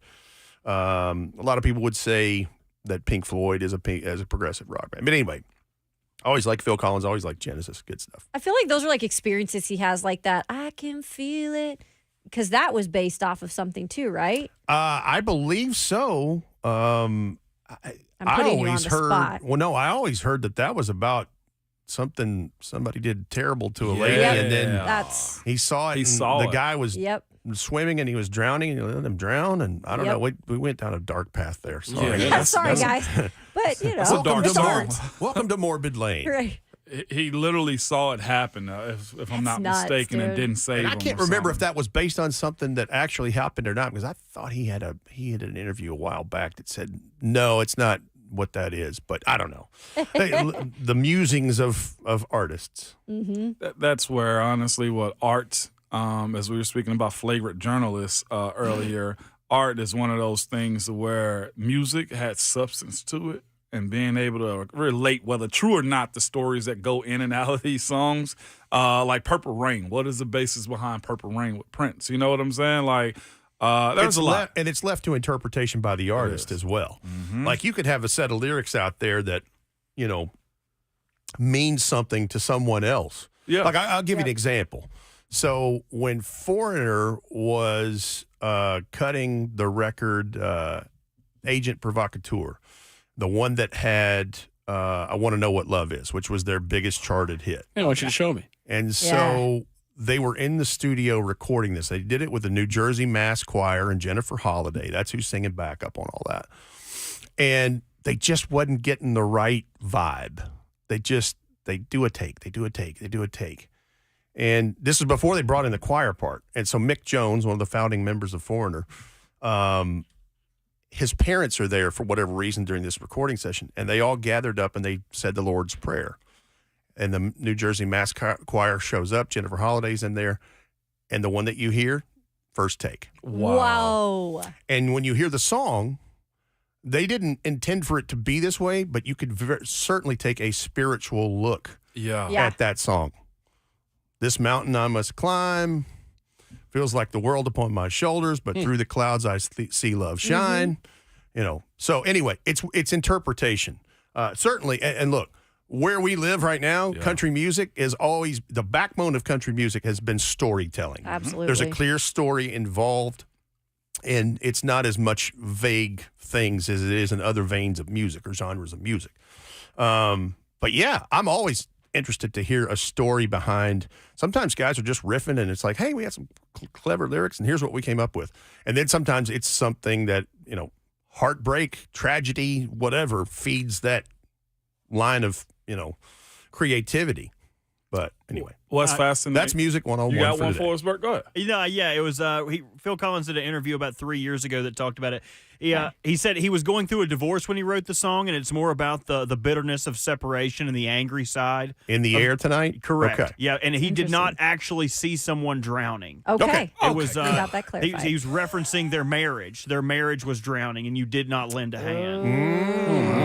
And see, there it is. Heartache. Yeah. Heartache and tragedy are a big driver in songs of all genres and types. Speaking of that, so with the AI stuff that goes on, apparently there's like whole albums of artists on like YouTube that they've generated AI lyrics and songs for. I don't doubt it. But that also has led to, as we have a music moment, Queens, the band, legendary Queen, they are selling their catalog for $1 billion. What the heck? And I've seen other rappers have done it lately. Like Future sold I think 40% of his catalog for like $75 million. All right, you've just led to something super interesting. While we're still staying on music here, this is you're going to go crazy when I tell you this, and you'll find a rabbit hole to follow down. I don't know this is still the case, but there are a lot of famous music artists who have the capital, the money to do this, and have bought and invested in people's fight songs. What? At one time, if I'm not mistaken, Paul McCartney owned the rights to, I want to say, Michigan's fight song and a couple of others. What? Oh, yeah. No, That's insane. what they do is they start these publishing companies, and they will buy the rights to something like that. But you need to look that up, Ramon. It's fascinating. You know, I'm into that. But the whole deal, like $1 billion for that, like somebody, let's say Robert Irsay, Jim Irsay, I should say, is a huge Queen fan because he loves rock music. He collects all kinds of memorabilia. He has lots of, Jimi Hendrix's guitars and guys that were in Pink Floyd, whatever. Let's say he decides to buy that. He might balk a little bit at the $1 billion, but when you buy that, you start getting a portion of the mailbox everything money. that comes in. You're Speaking of which, you remember when golly, we're on this one. Wow, here we go. So you remember when Eminem and Michael Jackson had their little beefs and stuff? You know what Michael did? He went and bought Eminem's catalog. He did the same thing with the Beatles. Jeez. Yeah. Wow. So he and Paul McCartney were cutting records together in the early 80s, and he bought the Beatles catalog. And I'm not sure, was not good. Sure how far up he bought of Eminem's, but he owns a good stake of Eminem's catalog. I'll show you, Marshall Mathers.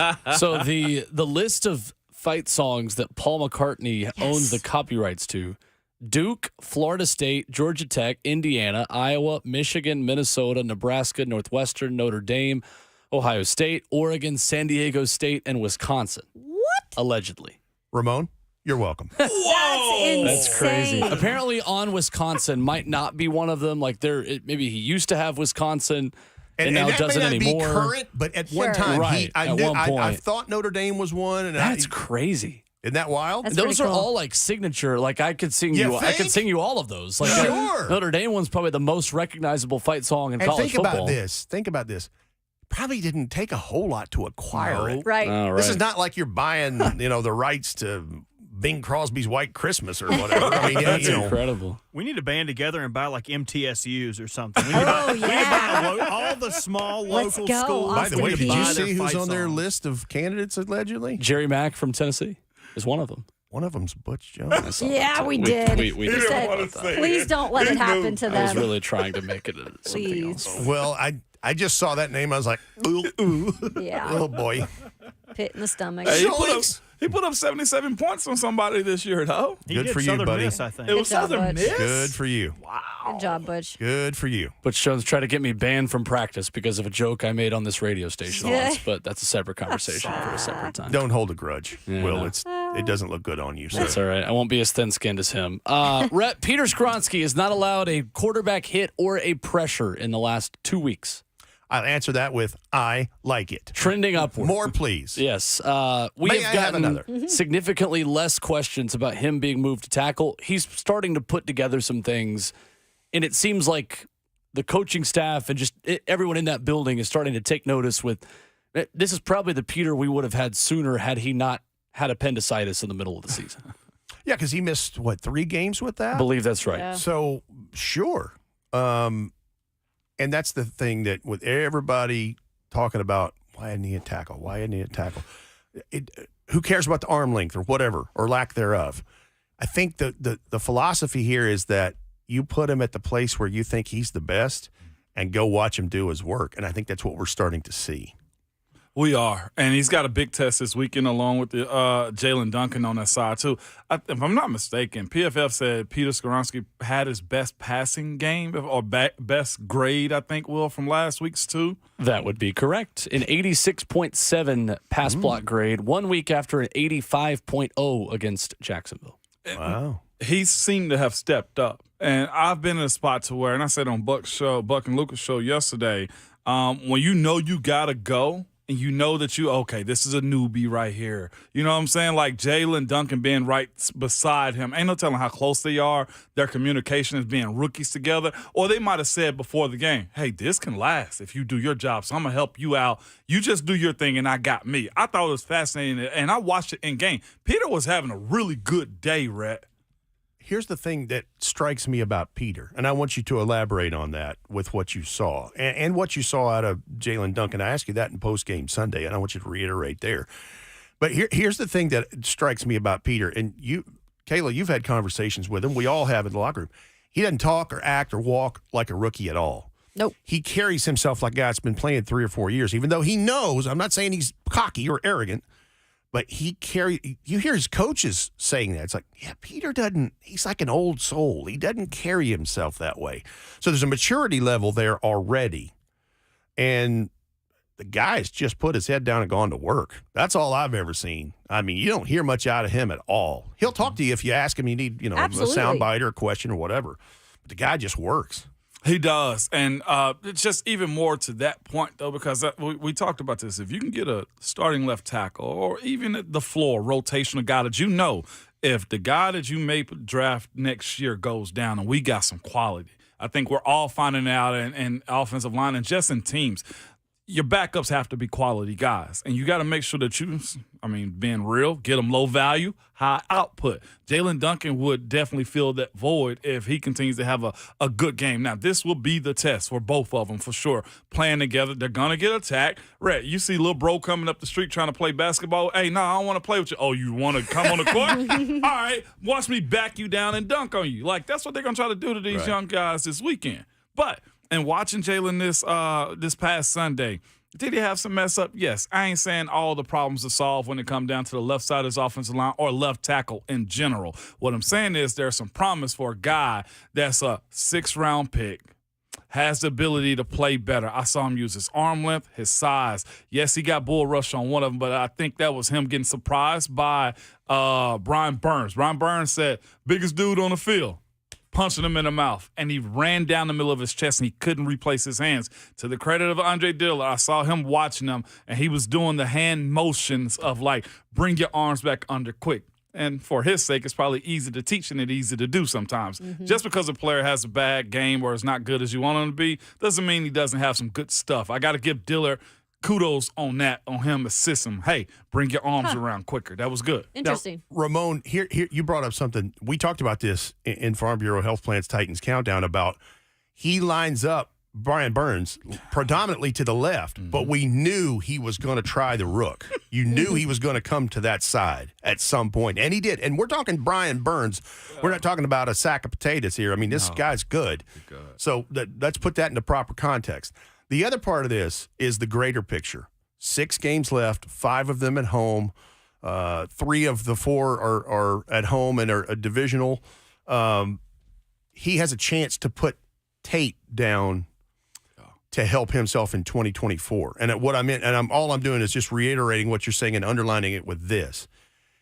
They won Sunday. If the draft were today, they'd be at 10. That's no Marvin Harrison. That's no probably the first 2 really good tackles. So if you could get him to work out, maybe you go a different direction.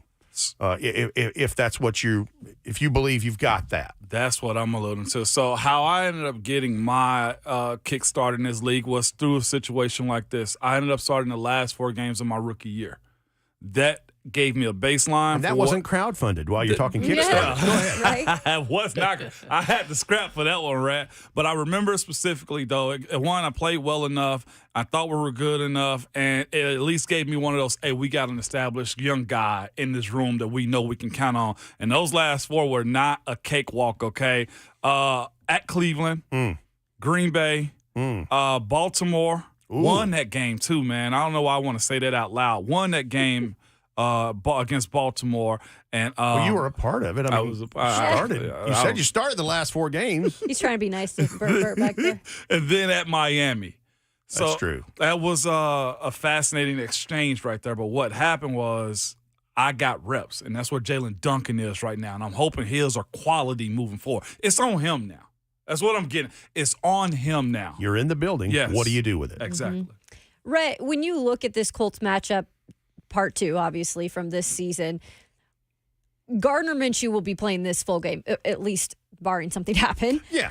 They saw a little bit in terms of Anthony Richardson and Gardner before.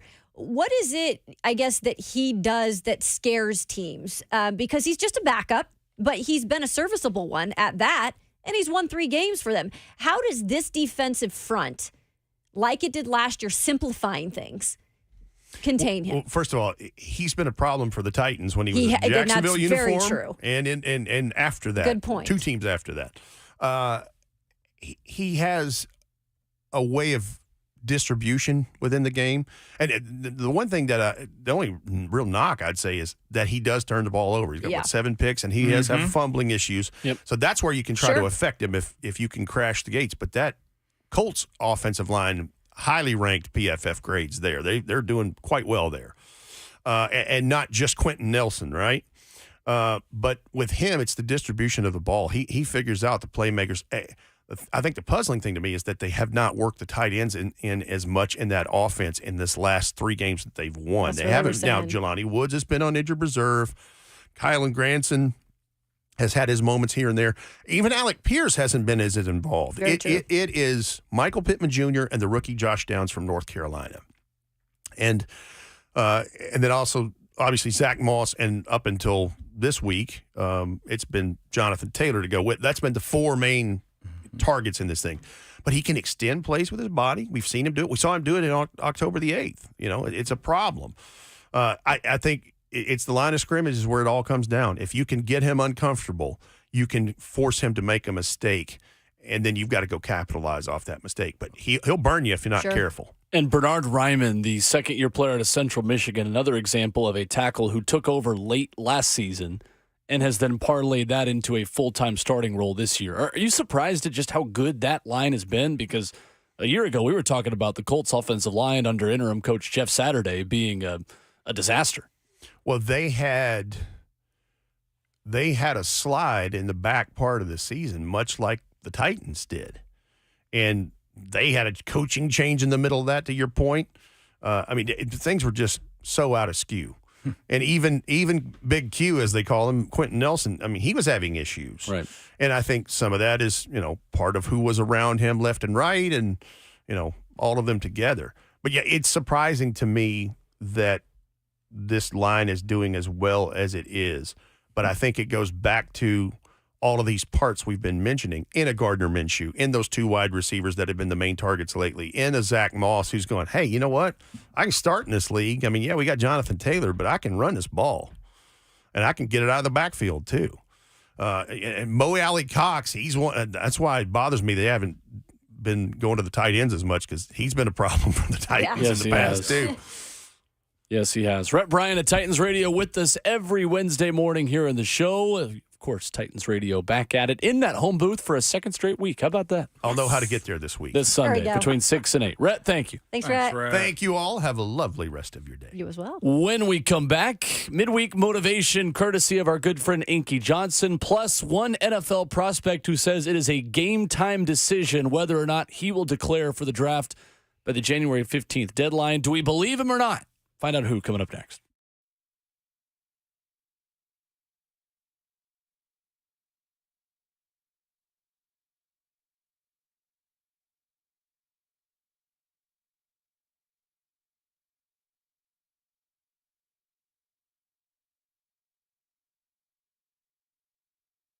It's Ramon Foster for Hiller Plumbing, Heating, Cooling, and Electrical. Y'all, if y'all have any issues coming up with the weather dropping, whatever the case may be, and something happens inside your home, whether it be your HVAC, electrical, plumbing, don't matter, man. They will be there for you. You can just go to happyhiller.com to actually schedule an appointment like I did the other day. They're coming to my house on Monday and may actually come earlier because that's what they do. What they also do is this, man. They're giving away cash for the holidays with select purchases.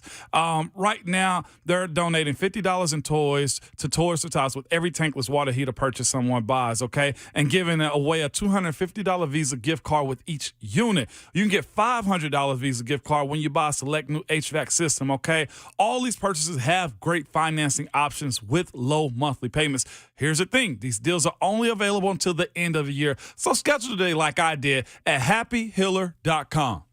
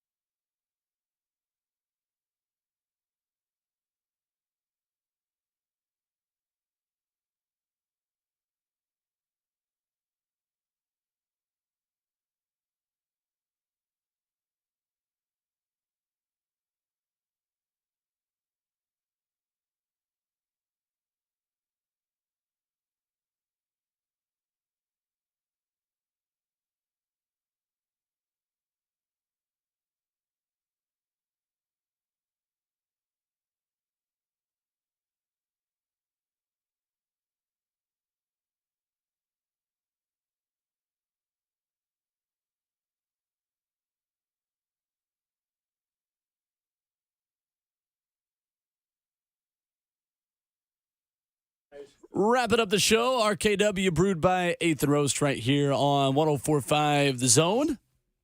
Appreciate Grant Ramey, Coach Mack, hanging out in here as well. Talk to him tomorrow. Yeah. Appreciate Rhett Bryan and you.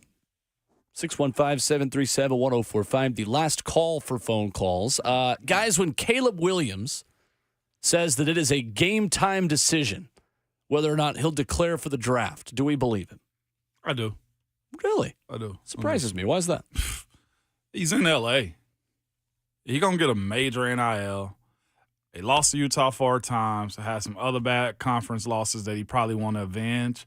I believe him, but I also think it's dumb. You strike while the iron's hot. I was going to go the other direction and say, is he a candidate to get paid and transfer somewhere and actually play for a contender? Oh, that's getting it done. I mean, somebody's already called him. Yeah. I guarantee you Ohio State has called Caleb Williams. Oh, yeah. Can he transfer again, though? If he's graduated. There we go. That's the devil in the details right there. I believe it, though. These kids have that option. Heck, we're talking about Washington State's quarterback that they assume or allegedly getting $1 million offer. Yep, to leave Washington State. For $1 million, I'll do it, especially if I know if I'm not going to slide that much. If I can control what I can control, I'm going. It's okay to stay more sometimes now. Yeah, it's what's right for you. And Caleb Williams has had a heck of a year in terms of emotional, and I'm not saying that in a good way. I mean, he's had some issues in terms of after games where, there's handling of things, and I don't know what's going through that kid's head at this point, right? I don't know if he's emotionally ready to go to the NFL. Maybe he knows that, maybe he doesn't. But I do agree with you. You have to strike when the iron is hot. And right now, I think this is his time to go. I mean, despite him not having the greatest year, he's still talked about as a top 5 pick, hands down, right? He's still number 1. Yeah. I mean, a lot of people are going to take him at number 1. So I believe him, but I'd leave. If I'm his parents, I'm gone. You go be a Chicago Bear. And it's not like he's going to a trash city. Like, the team got some building to do. Bad organization, but not that's a trash what I'm city. saying. Yeah, trash city, no. If he worried about the city, absolutely not. He can't pick and choose. C.J. Stroud went to Houston. That was, look at that. What he's doing. Exactly. You turn that city into a show. That's what you do. He's been good this year. 68% completion percentage, 3,633 yards, 30 touchdowns to 5 picks. Threw for 4,500 yards, 42 touchdowns and 5 picks last year. So it really hasn't taken much of a step back. Also rushed for 142 yards and 11 touchdowns this year, becoming a little bit more of a runner. One thing I was like, what more can you do in those situations? That's where it becomes bothersome to me. It's like, what more can you actually do, Caleb? Like, unless you're trying to really pick your destination, like, who do we assume is going to be trash next year? At Carolina again? Yeah, they're not picking. Saints, iffy. Tampa, iffy. Patriots. What are your options? You know what I'm saying? Like, it's not a whole lot that you can say, oh, man, Miami's going to have an open spot. Exactly. I don't know if that's going to be the case. Or Seattle, maybe. Giants, too. Giants. Would be up there. So he's coming to the East Coast somewhat anyway. Probably. Probably. I know you guys aren't trying to get rid of Tommy DeVito already. He deserves the job. He's earned the job. It's his birthright. He's amongst his people. Let him keep the job. It's anti-Italian discrimination. That's what I'm saying. Peyton, my girlfriend Peyton, who is from New Jersey, actually has said my Italian accent is getting a little bit better. I will take a little bit better. That's because she loves you. That's what I was just going to say. Yeah, you get that. No, I just don't think I don't think y'all understood how bad it was first. Do you practice it? Do you go in front of the mirror? Okay. Practicing I practice it with her. Like we would have I was like, can you give me an Italian phrase to learn this week? Oh my goodness. Like the first one she would tell me is you can go to like a certain deli in Hoboken.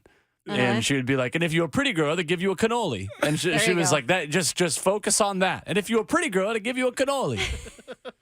Cuzzo Mike in the Evan Bank chat says, it's still bad. Okay. Oh, my goodness. I'm not going to plug whatever music that you want to keep plugging in the Evan Bank chat then. One mic, baby. Hey, I meet I. Eye for an eye. Eye for an eye. I dare you to keep playing around with me. Somebody else try me. Let's hear it. Let's Somebody go. else try me. You can tell Mike's driving safely, I'm sure, too, because he ain't put no emojis Oh, behind I'm it. sure It's he's still driving bad, safely. Keep it between the navigational beacons. Be careful I out said there. all times, I salute Mike. This is the time of the year I'm hanging up my Yes. 18-wheeler keys. You will not catch me driving in the snow. Especially in Cleveland. Like, No. yeah, that snow, that weather. Woo. No, hard pass. Those So people, no. that state, that area, that region, don't nobody do nothing good in Cleveland. Heck, they had to bring back LeBron again to get a ring. What are we talking about? After Goodness. burning his jerseys. That's what I'm saying. The best thing they had was Joe Thomas and his 10,000 career straight snaps. Like, imagine that being the case. HOF. He Joe Thomas. never had a winning record. That's bad. Most mentally strong person I know. He played all those snaps in a row and never had a winning record, ever. Golly. That's a wild one. You know what I want to say. Well, I don't. I Couldn't would be like my you to team. say Be it. my Be team. my team. There it is. We do not care. Yes, sir. That too, Mike Dunlap. The gold jacket you have is a Steelers gold jacket, but you also had winning seasons in that Steelers True. jacket. I'll take that. Even all though you're day. dressed like a bumblebee. I am. I'll take that too. Won a lot though. Ugly jersey. It's all good. It's all good. Got Inky Johnson midweek motivation coming up here in just a moment. Tennessee get the win tonight against UNC? I'm sure, yeah. I like it. I think they do too. I don't think they're losing 3 in a row. Nope. I think the licks they took in the Maui Invitational, hopefully growth is from that. Starting with Dalton Knecht. Like, when you're a star, you got to show up, and I'm hoping he shows up. Needs to connect for the Vols. Got to connect. I feel that was a dad joke moment for you right What'd you there. say? I was It's like Dalton playing- Knecht Gotta connect. gotta connect, and you had nothing for me No, right there. if you were smart, you would have said he needs to connect 4 more points. Remember, that was my original. Connect that was 4. Connect 4. That game. Man. Pick it up at your nearest Walmart. Always good to connect with Inky Johnson. Midweek Motivation wraps up the show for our Wednesday morning. We will talk to you tomorrow morning. Coach Mack joins us bright and early. Thursday 3 is back, and much more coming up tomorrow. Right now, Inky Johnson. Whatever you do is not about the outcome, but in whatever you do, you have to work. And whatever you do, it's going to be sacrifice. And whatever you do, you have to be committed. And whatever you do, you have to compete, right? And whatever you do. And so I'm a firm believer in that, but I could care less about all the outcomes and all of that stuff. No, it's foundational principles. You build that through whatever you do, and you honor that.